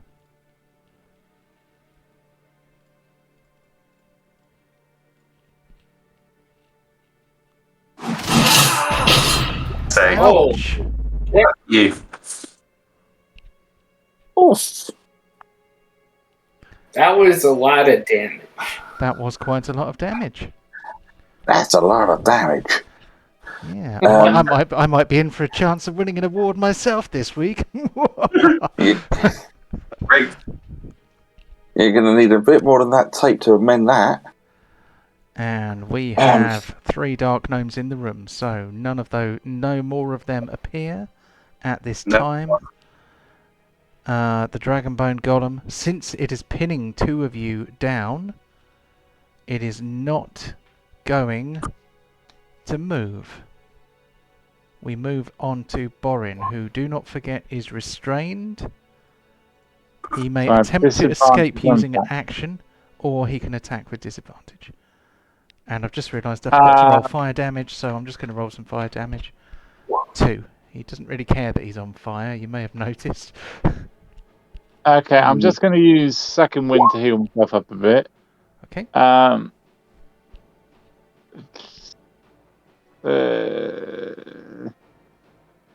I am gonna try and get out of the restrained. And will I be able to attack back if I get out of restrained? No. No, it costs you your action to do it. So I will just have to get out of restrained because having advantage. How bloody is this thing? A disadvantage.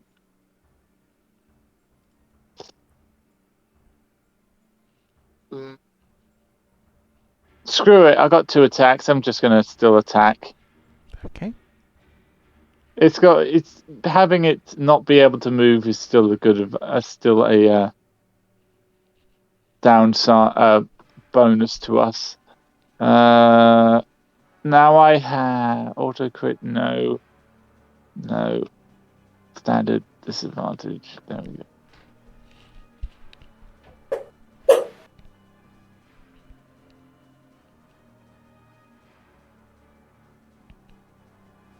I'm sacrificing my ability to attack to make sure this thing doesn't move off. So, still get a hit.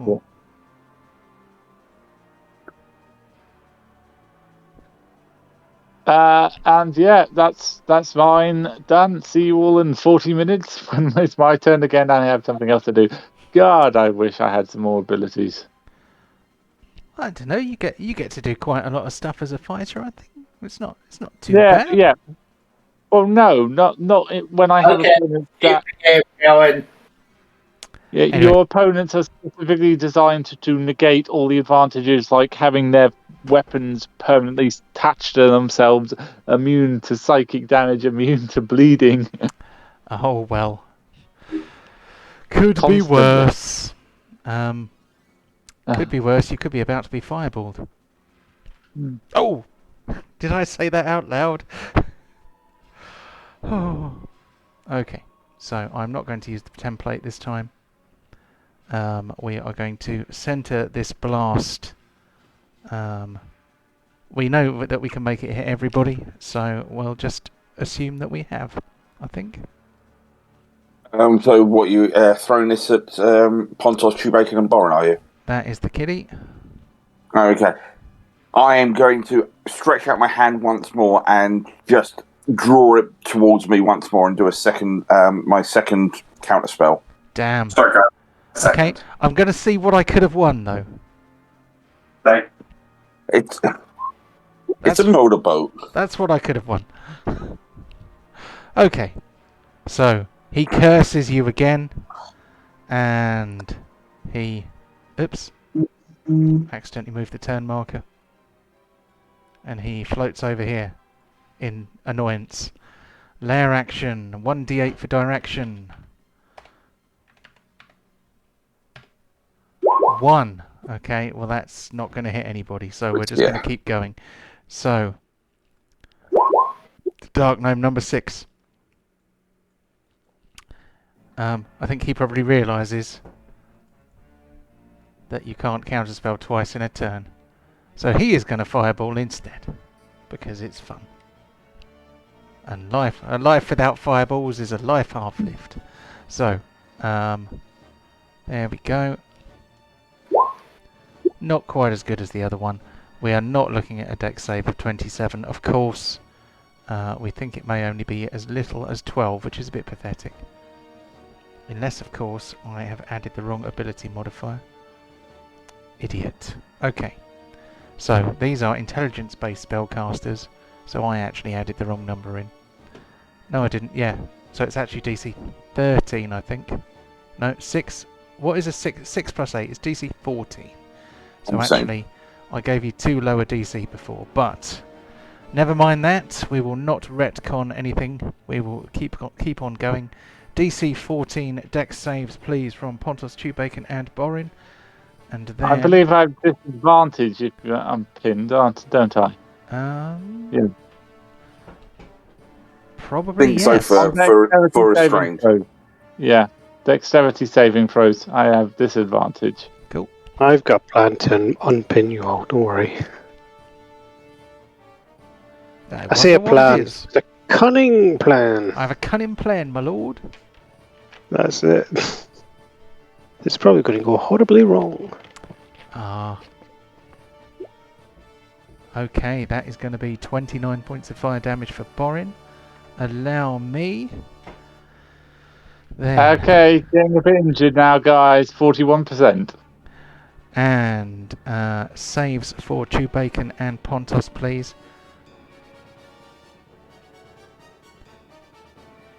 Actually, I don't know if there's any point. Yes, there is. It's fine. Okay, so saves all round, please, and then we shall see.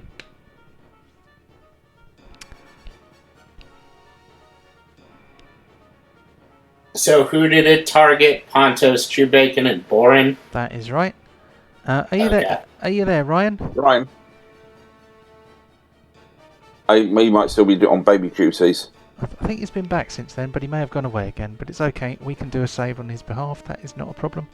So, dexterity save with bless for Pontos. To be fair, I think Pontos is going to take a little nap. That's okay. Then Chewbacon. If Chewbacon passes, Chewbacon stays up. Well, I was going to say, as Pontos goes down, he's half-orc resilience. You are quite right. Well remembered. Chewbacon is not blessed, which means he's just down to 1 health or something. Yep. So Chewbacon does go down though. We're going to put Chewbacon on 0. So that is that bit done. Where is my turn order gone? There it is. We now. Chewbacon died. He didn't die, but he did. He is having a little nap at the moment. And you're on 1. Fuck's sake. I can't stop all the fireballs. There's too many fireballs. Right. On to deep. Okay. Karok, have you taken damage? Okay, I'm gonna. I'm all good. Okay. Char, have you taken damage? I've taken a little bit. Okay. Let me see. I believe I have at least 5 targets with this.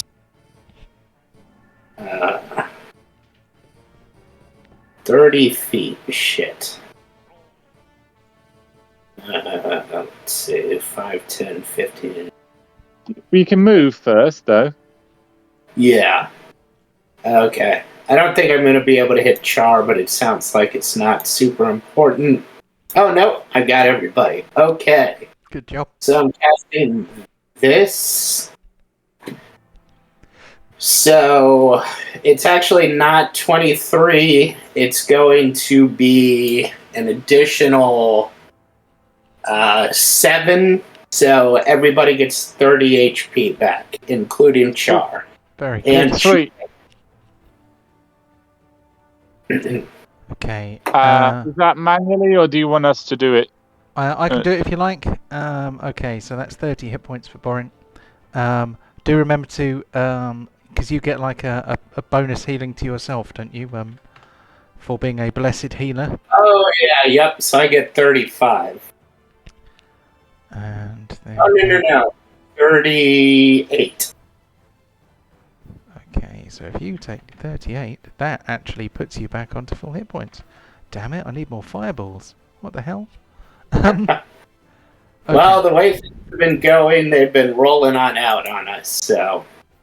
Okay, so it looks like everybody got it. So... Oh, sorry, go ahead. I was about to say, considering we're probably still going to be getting attacked with fireballs due to Char constantly being with the party, I think we need to look into some fire-resistant stuff. Yeah. Oh, I have fire-resistant stuff. John, do I need to make the dex save since it was my spiritual weapon? No need. Okay. That is it for deep. Cool. Right. take it away, Joe. Okay. Once again, I am seeing these. If we kill them again, they will have access to their arcane strength once more. Ignore them for now. Concentrate on this construct, and I'm going to throw another fireball at the same spot I did last time on this guy. Oh, for fuck's sake! Oh my, 4 1s. Oh my good God. The computer list hates me. Ah, bastard. Okay, so that is a dexterity save. Mm-hmm. With advantage. He's not very good at this. Okay, I'm going to have to bring out the big guns. It'd be nice if I could bring out the big guns. It's a giant skeletal dragon. How much bigger do you want? Oh, okay. Right. And that, unfortunately, is all I can do at the moment. So, there it is. Now, what do you want Sizzle to do? I think he would probably keep trying to escape. Okay, so... like a wasp in a crisp packet. Or something. Act of opportunity. He's away. He's away. He can. He is no longer restrained. He would not have an action in which to attack or disengage. So, oh, hold on. Ah, It's right. It's a multi-attack anyway. So that means that both attacks in the same action. are from the same action. So he could fly away, but he would be the subject of many attacks of opportunity. So I'm going to get him to do a wisdom save, and I think we'll call it even odds. So if he rolls high, he's going to stay where he is. If he rolls low, he's going to go straight towards his former master Char. Okay. So, oh, you were doing it as well. Okay, they both passed. So, that is fine. Sizzle realises that discretion is the better part of valour, and that going in a mad, frenzied attack against his former master is only going to get him killed, so he stays where he is. Let's move into Dark Gnome number 2, who is going to fire something. What's he got left? Has he got anything left? Dark Gnome 2's been here for a while. He has got... Okay, so I am going to attempt this. Well, that golem, so that golem, you use the legendary resistance, he'll still take half damage, so it'll be 9 fire damage. Just Yes, sure, he took it. He took it. Damn him. So I am gonna roll another one of those because I wanted to use the higher level spell, but I couldn't get it to work. So I'm just gonna roll an extra one, take off 3. So I don't know what I've done wrong with that power card. I will work it out eventually. So he used that one. Oh, I've just given him 12 spell slots when really he should only have 1. We're going to give him that one back. There we go. So, yeah, some of each, eh? So that was number 2, who is staying where he is. Pontos, you are up, my man. Okie dokes. I'm going to do my healing thing that I've got.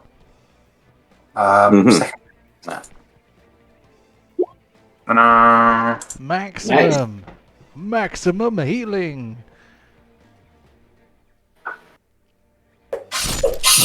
Let's go! Kill this damn thing. Bloody hell.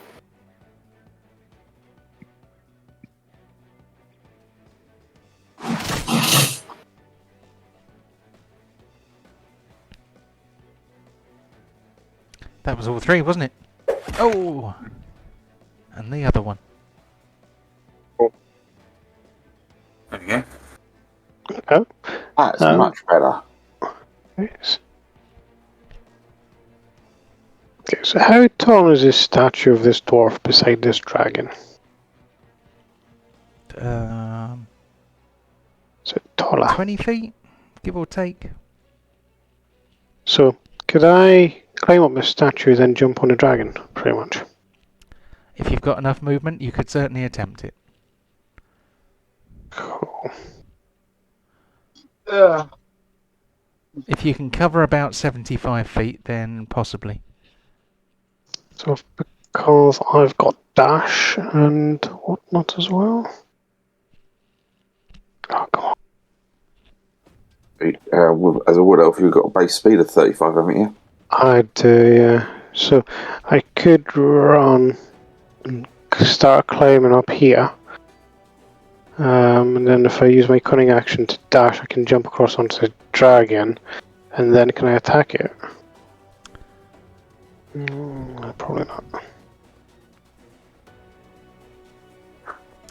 I think you can cover the distance, but I am absolutely having an acrobatics check.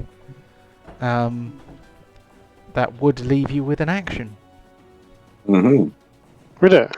Yep. Okay, let's do that then. So I'm going to run up, climb up here, drop my bow and get my ice dagger out, ready for my thing, then I'm going to jump across. But you want a skill check? Yep, definitely Acrobatics. Guidance, no. Standard. Boom, boom, boom, boom. Come on. Sweet.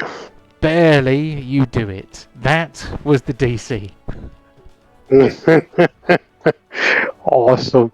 So now I'm on top of this dragon's back and I'm going to stab it with my ice dagger. Okay. Hope you guys are going to appreciate this. I'm putting myself in line of sight here of this dragon just so I can get you guys. You've also put yourself in fireball radius. Shh. Attack.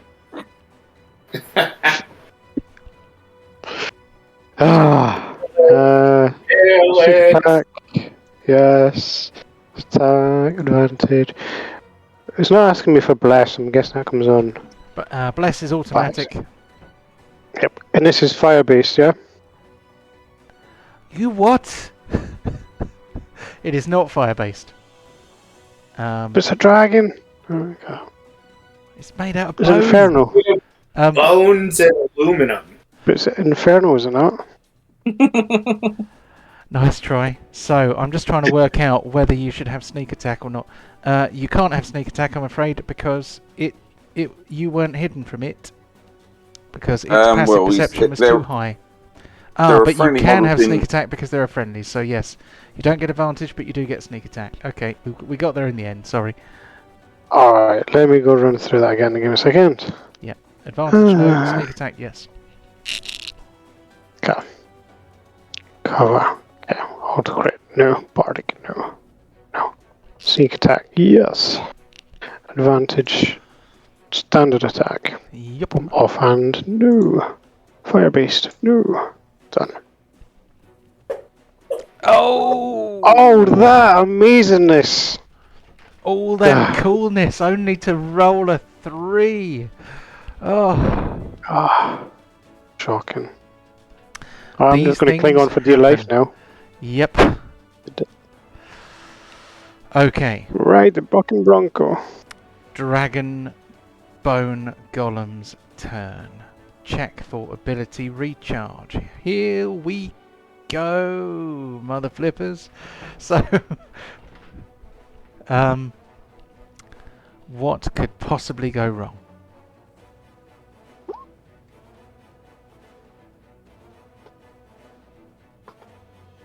Oh God! I need to make this much bigger. It's the wrong colour.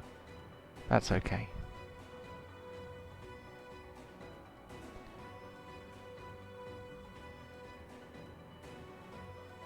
So this was Stop supposed putting it over to be. me. Let's see, where's it going to reach? Oh, is it going to actually get everybody? Oh God! I mean, I thought I was out. I mean, it should probably be on the edge, and that actually makes it more get you. Can I get everybody in? I cannot get everybody in. I can't have you all.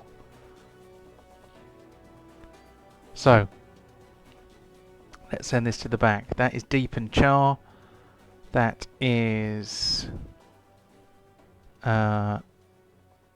Chew Bacon. Woohoo! And that is also Pontos. So let's get rid of that. So I couldn't get Borin, but I could get the rest of you. So we are going to have a petrifying breath. I am just going to aim it at Deep, just because I have to point it at somebody for it to make the numbers come out. We like it when the numbers come out. Okay. So we are looking for Constitution saves. Char is fine. Deep is fine. Count your blessings. Thank goodness we're blessed. Okay, Chew Bacon and Pontos, please. Sorry.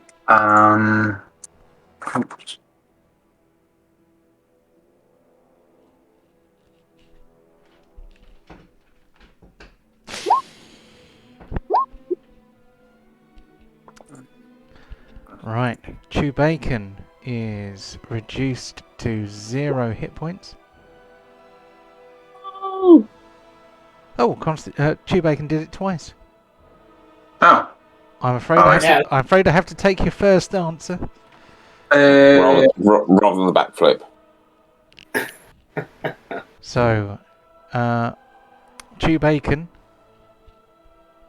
instead of falling down with the damage he has taken, becomes rigid like a statue. He looks like he normally does, but he's bolt upright and stiff.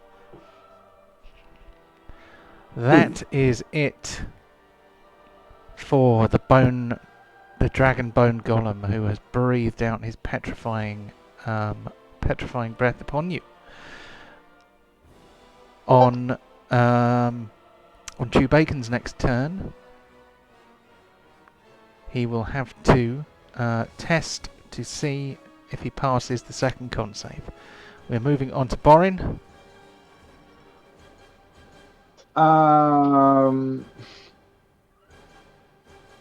I'm gonna have to just break this pin, because now the disadvantage of not him. Now the advantage of him not being able to move is gone because somebody else is no longer pinned. Okay, how do I do this? Give us a athletics or acrobatics roll. The DC is 17. I don't know. Hang on, I've just got to see which one's better. I would say it's athletics.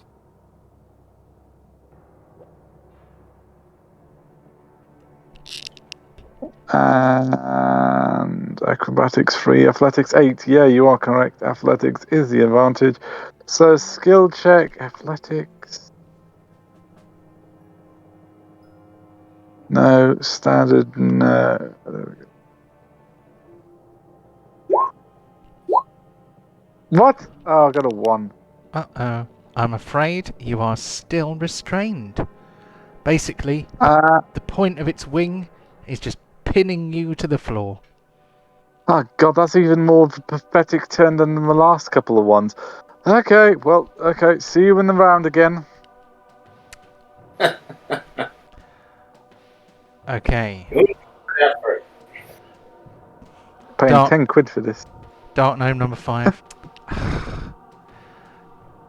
Dark Gnome number 5. He he doesn't have any fireballs. He can't fireball anybody.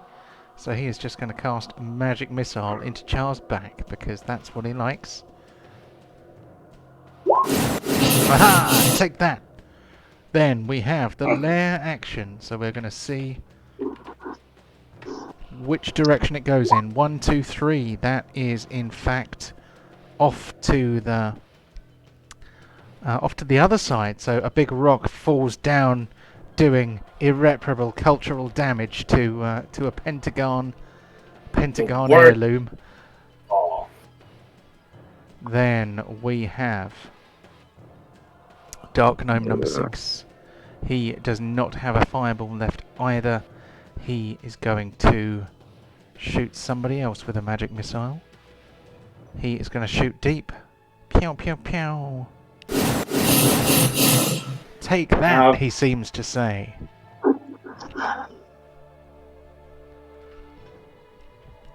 Sorry, I have to put in 3 saving throws here. Yeah, I'll have to come up with a way to make it more streamlined, because although it's quite an unusual thing to have to do 3 in a row. Okay, very good. So, okay, tough guy. Yeah, wow, okay. You are very good at saves. So, we then move on to deep. Oh boy. Okay. Could deep be the one? Is deep gonna do the thing? Here's hoping we're close enough for it to die. Nope, standard. Go level 4. Kept attacking.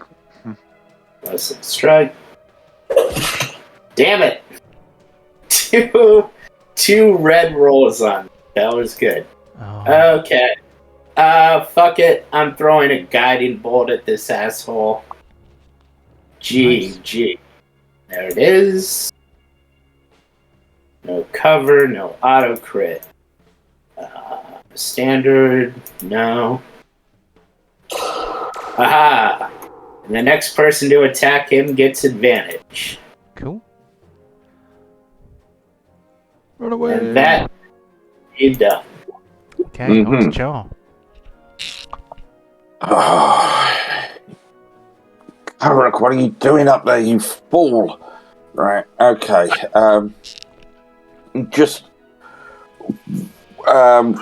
sort of with waving my hand. I'm just going to take some of the embers and sparks from Sizzle, and I'm just going to sort of just swirl them in the air and throw them towards the golem and do my hex on him. Oh, okay. And that is going to be the bonus action option. So submit.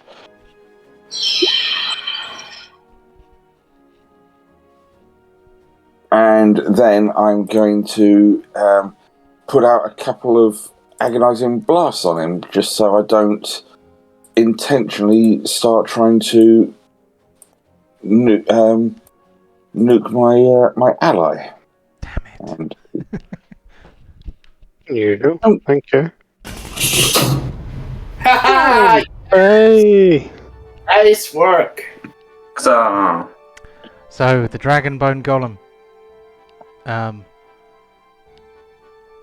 Its bones begin to turn to powder, as if the action of many centuries passes over it in a matter of seconds, turning it into nothing but a pile of bone. Kararuk falls 20 feet straight down. Can I? Is there anything to hold on to? There's nothing to hold on to. You're having falling damage, baby. That's what you get. So 6 points of falling damage for Kararuk. Can I try my acrobatics to see if I can land on my feet? Catch the air? I can land on my feet rather than my head. Stalagmite, you could try and grab onto one of those. They're too high. Anyway, it doesn't matter. Alright. A creature was held within. And that creature is now... Let me try and actually get hold of it, because there's bloodstains on the map layer and I can't reach it. So... It looks like a golden snitch. Yeah, hold on. I'm one of those going to fish delete some of these videos. bloodstains so that I can actually find what I'm aiming at.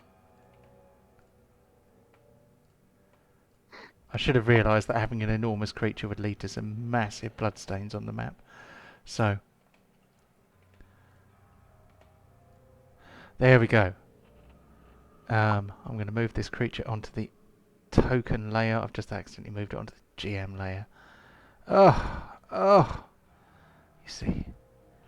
And a creature stands before you, a small, rather pathetic-looking creature with a meek demeanour. Stands in front of you.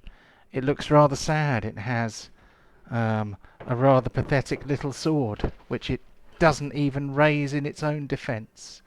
Its wings are small and metallic. It does kind of look a bit like a golden snitch. This is a mechanical life form, which any planar travellers among your party would immediately recognise as a Modron. I was going to say, due to the research I did in the library, would Char have kind of recognised it from those studies as well? Straight away, you know what this thing is.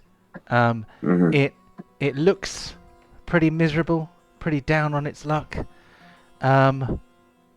It is not going to have a turn in the initiative order, but for now, you are still in a fight. Did you fire twice or just once? That was the first shot. Literally, I'm just with that anger, it's just like carrot and just blast it. It's like, and I'm going to now try and blast one of these gnomes on the hope that. Just if I cancel, just cancel that for a moment.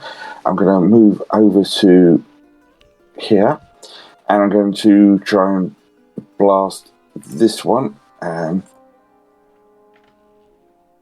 least I get advantage on this.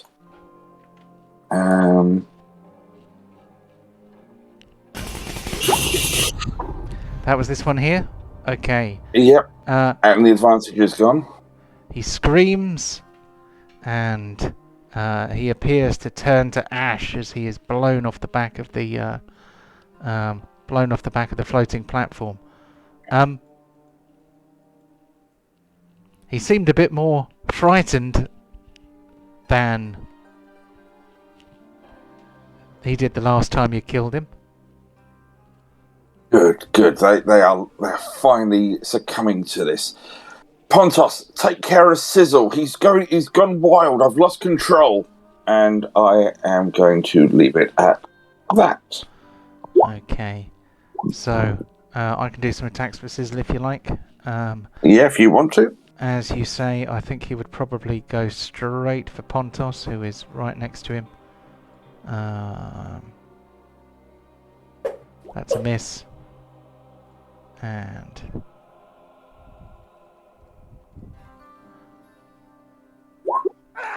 one miss, one hit. Okay, so Pontos is now on fire.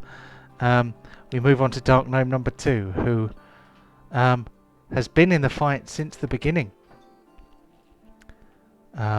He has not got many toys left, but he is going to attempt to use a magic missile to take down Char. Mainly because Char seems to be the one who's working things out. Okay, on to Pontos. What's the plan, my man? Kill Sizzle, I guess.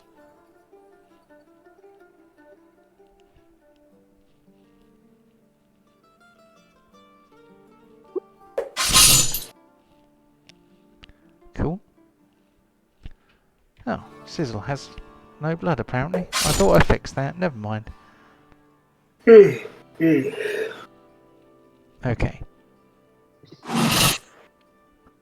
And then I need to roll a death throw, don't I? No, it's a saving. It's a Constitution saving throw.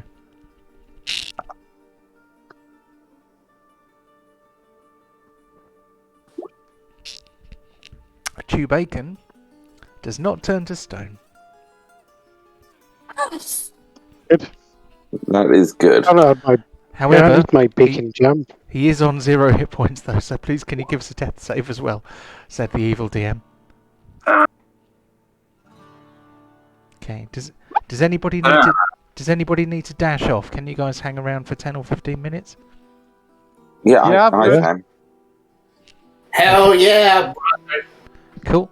So, Cool. I don't know if we'll run out of time or not, but here we go. That was Pontos. We move on to Kariruk, who just fell through the disintegrating remains of a giant bone dragon. What's the plan? Covenant does. I'm going to shout, Char, do I kill it or not? Really, it's gone wild. Cool, I'm attacking. Cover, what's a crit? Bardic, Selenius. And Do I it get is fire. Yeah, do I get sneak attack as well? Because Yes, this Pontos. jar of mayonnaise and Pontos are... It depends what you're attacking. If you're attacking this Oh. thing, then Yes. you... No sneak. I'm going to say that you don't get sneak. Sorry, I thought you were on about sizzle. Sorry. Do I get advantage? It is making no effort to defend itself whatsoever, so I'm going to say yes, you do have advantage. Okay. It is not fire-based, however. Oh. Wait, Char, should we be okay? Okay, let's go on. Okay, you plunge your icy dagger into the heart of the metallic creature. It vanishes in a flash of light. As it does so, light of a similar colour, a kind of a golden sort of colour, also suffuses the dark gnomes aboard their floating things. The magic that allowed them to reproduce it, to be respawned eternally in the same way that Modrons are on the plane of Mechanus, is broken, and they explode in a fireball of golden light, screaming as they disappear. You are suddenly left alone in the room. The expenditure of the of magical forces just kind of blows Sizzle out, as if he is a real fire caught in a hurricane, and he is gone. The fight is over. I'm just going to turn around and do a little bow and say, you're welcome. And I'm going to bring out a health potion and give it to Pontos and say, this might help Chewbacon. Oh, thank you. Go on. Okay, so Chewbacon drinks a little bit of health potion and loosens up a bit, and he is no longer dying, nor is he paralyzed or petrified. Which one of those was that stupid gnome mage? They all just seem to be clones. Where did he go to? He disappeared when I killed that metal thing with a big one eye and little wings and tiny little sword. That was a Modron. That was from the plane. I think he was utilizing that for their ability to keep coming back. Where was the original one who knew the ritual, who knew the sequence? Let's run up here. Corridor? Yeah, let's run up the corridor and find out. Oh, be careful. You know what? I didn't even We won't notice run there up was a that corridor. there. I'm Let's going to block say this one. Let's go back there. I'm going to say that there is somewhat of a shift in the atmosphere. Char, who is aware of the currents of planar magic, and he is pretty au fait with the way the different planes all sit next to each other, and the world feels a little bit different, as if a connection that shouldn't have been there has been severed.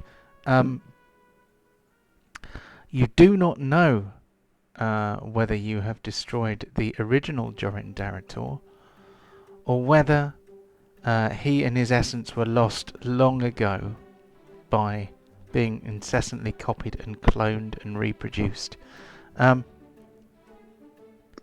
He could be somewhere else. You do not know. However, for now, the danger appears to have passed. Hey! The whole... unusually though, it's almost as if you realised that you all had a headache that has now gone away. It's almost as if you were all suffering from tinnitus, with the sound of clockwork gears ticking away in your heads incessantly, but you only really noticed it when it stopped. Now the light has a different quality, the air has a different quality, and the whole place seems to be taking a breath, as if things are better. If I may, if I may, I am going to zap you to an area map. As you leave through Mount Pentagon, you notice that all the horrific machinery appears to have gone, even those things that you defeated. Instead of their rusty shells littering the corridors, they have vanished. As you return to Pentagon City, the place where you did a skill challenge, the remains of which are still there, you notice that the people seem to be far more cheerful, and all of the guards appear to have recovered their previous demeanour. They are no longer evil pawns and puppets of Jorryn Darator's regime, if you like. Did reality get changed? This is strange, powerful magic, if that's the case. But yeah, we've removed the blight from the land. It seems so, and yet, as you look to the heavens, the sky still seems to be knotted in dark clouds, which is not how you remember Pentagon in your youth. But perhaps one thing remains that you need to check out. The family thing back at the vampire fort. Well, or maybe there was a ruined temple with a strange combination lock. We won't waste any time. You recover from your wounds, eat, drink, sleep, and renew acquaintances with friends and family long lost, that you could not reveal yourselves to as you arrived in Pentagon City. You eventually, with the sky dark above your heads, return to the ruined temple where once you fought strange mechanical creatures for the first time. And here, assuming you can see it, you find that combination safe, which at the time it seemed you were destined not yet to open. But you have learned many things since then, so you may attempt to open it. Okay, I'll input the same dates that I did to open the spiral staircase. Indeed. Okay, so the progenitor of the clan, referenced by obscure data that would never be recorded in commonplace records, but is only recorded in the oddly obsessively detailed records of the dwarven halls. You turn a number of rings to show what kind of clouds were in the sky on the day that the first Pentagon was born, and what day it was, what month it was, what season it was, and then the sundial sinks into the ground, revealing a slim spiral staircase. Now, I'm ashamed to say that I was not able to find a hexagonal room for you to go down into. So, I am merely going to describe the vault you discovered to you. In this vault you find a number of significant heirlooms of the clan Pentagon that were obviously hidden here to keep them safe after the ruling family of Pentagon were driven out by the undead dragon, which turns out merely to have been a puppet, a creature created by a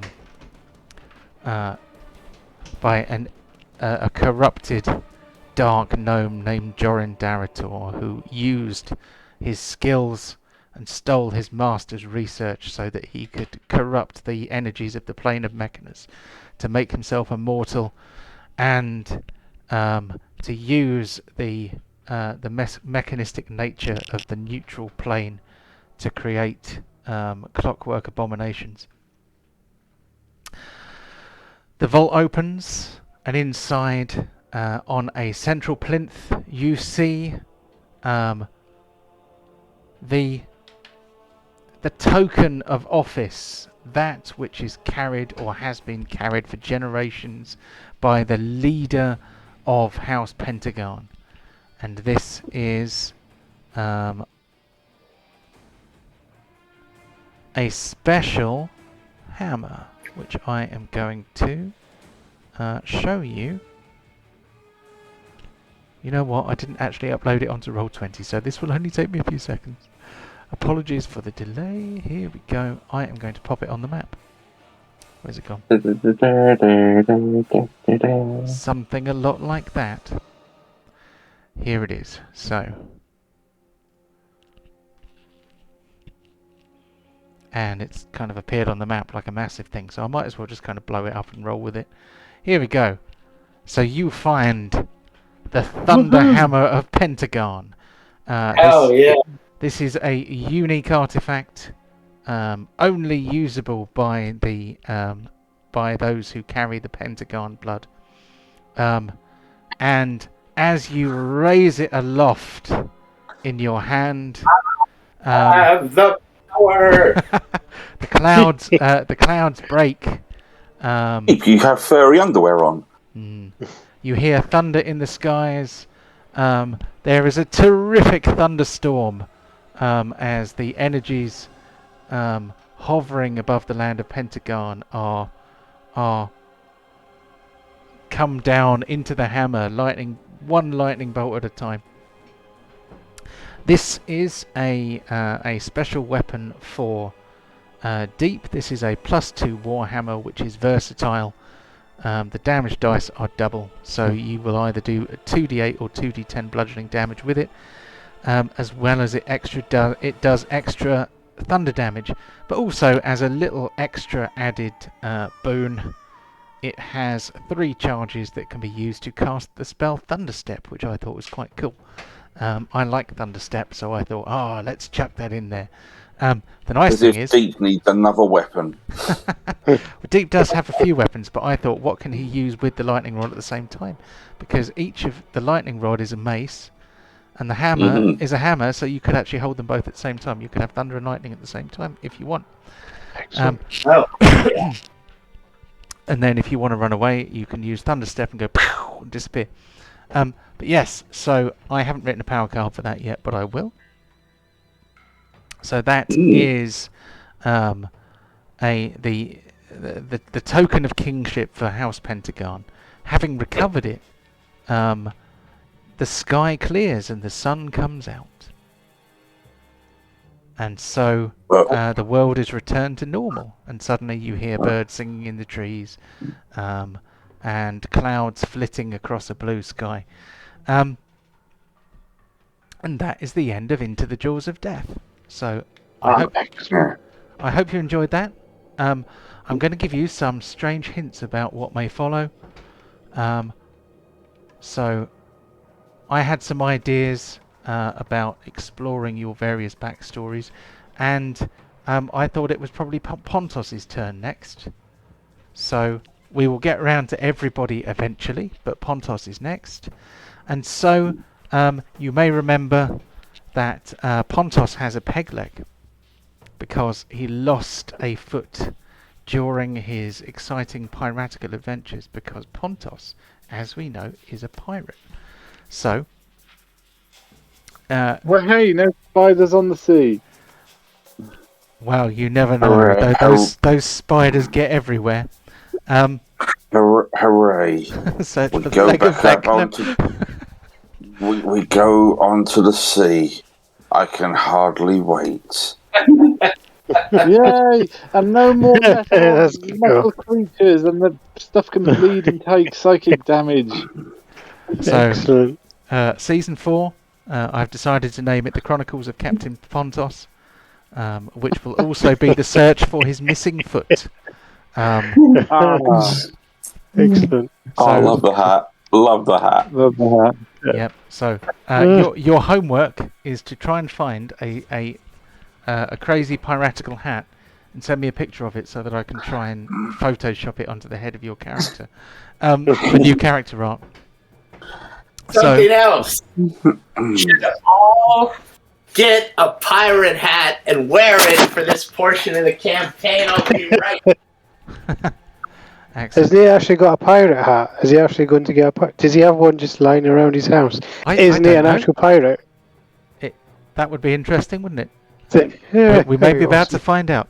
But yes, so the next campaign, the next story arc, we are going to explore a bit of the history of Captain Pontos. You already have a ship. Aha! Excellent job. So, can you duck down a little bit? My head is too big. I have no idea. I guess your head gets bigger as you get older. Okay, I'm gonna try and costume up now as well. Excellent. So we're going to have a bit of piratical flavour. This last campaign's been a bit gothic and a bit heavy, so this is an opportunity to have a bit more of a kickabout, a bit more slapstick. Maybe not slapstick. That's probably not the right word, but a bit more light-hearted. I think we're going to have a bit of a change of flavour. Before we meet again, which will be in about. Well, I am off for 2 weeks, so in the 3rd week of August we'll get together again, hopefully. In that time, assuming that you wish to continue with your current character, please level up to 10. You are now level 2. Oh, yeah. And if you're bored of your character and you want a new one, create a new one at level 10. But I thought we were going to do a death battle at level 10. Well, we can. We just ran out of time today, so don't worry about that. We will do that at some point. We can do that in the next session if you like. But sorry, go ahead, mate. I've got a couple of questions. Death battle, I'm probably not going to do because I'll just get mullered. But what was I going to say? Something really cool and funky. For level 10, there's a wizard that has magic that just appears out of nowhere and does all sorts of weird things he's got absolutely no control about. What's that called? Wild magic sorcerer, maybe? Could be, yes. Okay. Just wondering. Just curious. On a fluff point, I'm curious what is going to happen with Deep now he's got his homeland back, but that maybe is the start of the next episode. Wow. Just as a... Well, if people need to go to bed, but my thinking was I would appoint each of the boys as a part of the Pentagon nobility and appoint Dump as Hand of the King and ask him to rule in my stead. Excellent. Thereby freeing you up for all manner of nautical adventures. Yeah, so I can wear a dorky hat. Cool. So am I a duke or something of Pentagon? Are we all dukes or arrows or something cool? Yeah, That's awesome. I don't know what the title would be. We'll go with Duke. It might be more like a count, but whatever you want. Awesome. So I'm going to say thank you very much, Deep. I'm not bending my knee to you, but I'll give you a big cuddle. That's okay. You bent a lot of things to me. Worry. I'd be concerned if Carol gets too close to your neck, to be honest. Potentially risky. But so anything you're thinking about your characters, about their thoughts, their motivations, anything that you think might have changed, or anything you might be interested in doing after that campaign, please let me know, and that way I will have an idea of kind of where your characters are going, and that will help us to bridge into the next part of the story. So I'm good. I'll just say, make sure you add human pincushion. And what was the title we were thinking? Them, not us, or what for the? Or whose side are you on? We haven't done Whose awards. side are Do you you on? want to do awards? Have you guys got time? Yeah, we can normally knock those through quite quickly if you want to Okay. get them on. Let's smash through the awards then. Michael's got a couple of weeks to do the end of arc totals. Yeah. Okay, let us begin. So, that's the wrong one. Hold on. Excuse me. Okay, first blood. Who was the first person to hit something today? Was Borin. It was Borin. Me. That is true. Okay. First kill. Well, Deep. He must have killed one of the. I got the first gnome. No, I got the first one. I killed it with Toll the Dead. I don't care. You can have it. I'm happy. I'm happy. No, give it. If it wasn't you, then it was Deep. Yeah, I've added it to Deep. Okay. You've already done it. Okay, cool. So, kill of the week. Well, who was it who got the final hit? Char. Ooh, well done, Char. So, I guess killing the BBEG is probably grounds for kill of the week. But who was All the those BBEG? cyborgs. No, Eldritch Blast. Just goes to show that something you start with can still be good at higher levels. It really is. Oh, that's the problem. I got you. I didn't realize my dorky hat wasn't even on camera. Fuck. No, I've seen it. It's been on there. I can see it. Okay. Cool. I don't think is there a yoink today? I'm not sure if there is one. Unless of course Char gets yoink for killing the boss. Well, I was going to say yoink for Calrook killing that poor little Modron just to kill off all the remaining gnomes in a byproduct. I think he was probably quite grateful to be sent home though. So, but yes, that could be a yoink. Mm-hmm. Okay, longest kill streak. I'm not sure if there's really grounds to award this one. No, even the gnomes were going one at a time. Is there a yoink? Sorry, was there a yoink? Think Calrook, really. Okay. So yoink for Calrook for finishing off the Modron. Kill from the grave. I don't think that happened. Not this time, no. By killing the Modron and getting rid of all the other gnomes and the fiery thing. But it all happened on your turn, so yeah, it's yeah, fair enough. Damage dealer. So I mean, I'm guessing this is probably going to be Borin because he dealt nearly 100 damage in his first 84 attack on the first turn. 84, not bad at all. That's very good. Okay, best supporting role. Well, that's got to be Deep for saving the party from being at death's door. Hell yeah. I was going to put a counterpoint for counter spells. Actually, Yeah, I hadn't thought of that. So Yeah. right, down to you guys. So, Yeah, yes, I say those counter counterspells, those counterspells saved you from an awful lot of grief. So actually, could That go was either at way. least two. That was at least 2 fireballs I kind of tried to deflect.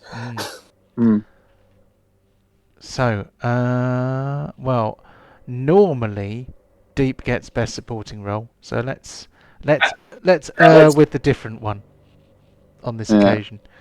And I wasn't in a supporting role. I was in a leading role today. Yeah.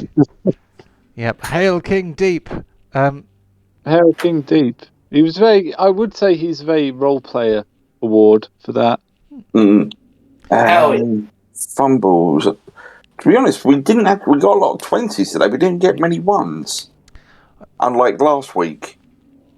No, Your summon thing. Yeah, Sizzle got a fumble early on and got smacked, didn't he? Dragon got a lot of fumbles. Yeah, there were. Let's see. Did he fumble? I don't think he fumbled. He missed a few times. Yeah. Maybe fumble of the week goes to Sizzle because he got attacked with advantage. So that was one of the worst results he could have got, and poor old Sizzle spent most of the time pinned, and then turned bad. Still. Well, the fact that I lost concentration while he was pinned was a godsend. Otherwise he'd have been floating about doing all sorts of malarkey, wouldn't he? Yeah. Right, what else have we got? We have most valuable player. I don't know. I struggle with this one every time. Yeah. I don't feel like we should award it this week. Everybody was a valuable player. Yeah. Yeah, I agree. I seconded. Cool. Okay, what have we got? Role player of the week. So, for reclaiming your ancestral home and claiming the relics of your rulership, all hail King Deep. Hell yeah. All hail King Deep. Right. Did the fumble actually go to Char, or because sometimes when Chewbacca does something, Pontos gets it. So is that the same for fumbles? I guess it goes to Char because Sizzle was Char's summon, wasn't he? So and he did turn around and attack us all. Yeah, I'd say give that one to Pretty Char. big fumble. Yeah. Okay, so all I need is in a couple of weeks I'll make some more. I'll turn the all this Excel graph stuff into proper things. So if you send me all the pictures of each individual award, I'll come up with some lovely displays. Okay. Okay, brilliant. We may if you can do it in a graphical in a graphical way, then we can even display it on the screen if you like. Yeah. Cool. Okay. Well, I hope you enjoyed that story arc, and I look forward to many more. Yeah, that's good. That's good fun. Excellent. Yeah. See you later. Right. Cheers. Thanks. See you later. Good luck, everyone. Enjoy your summer holidays. Bye. Thank you. Everyone. Yeah. Bye. Chris. Yes. Yeah.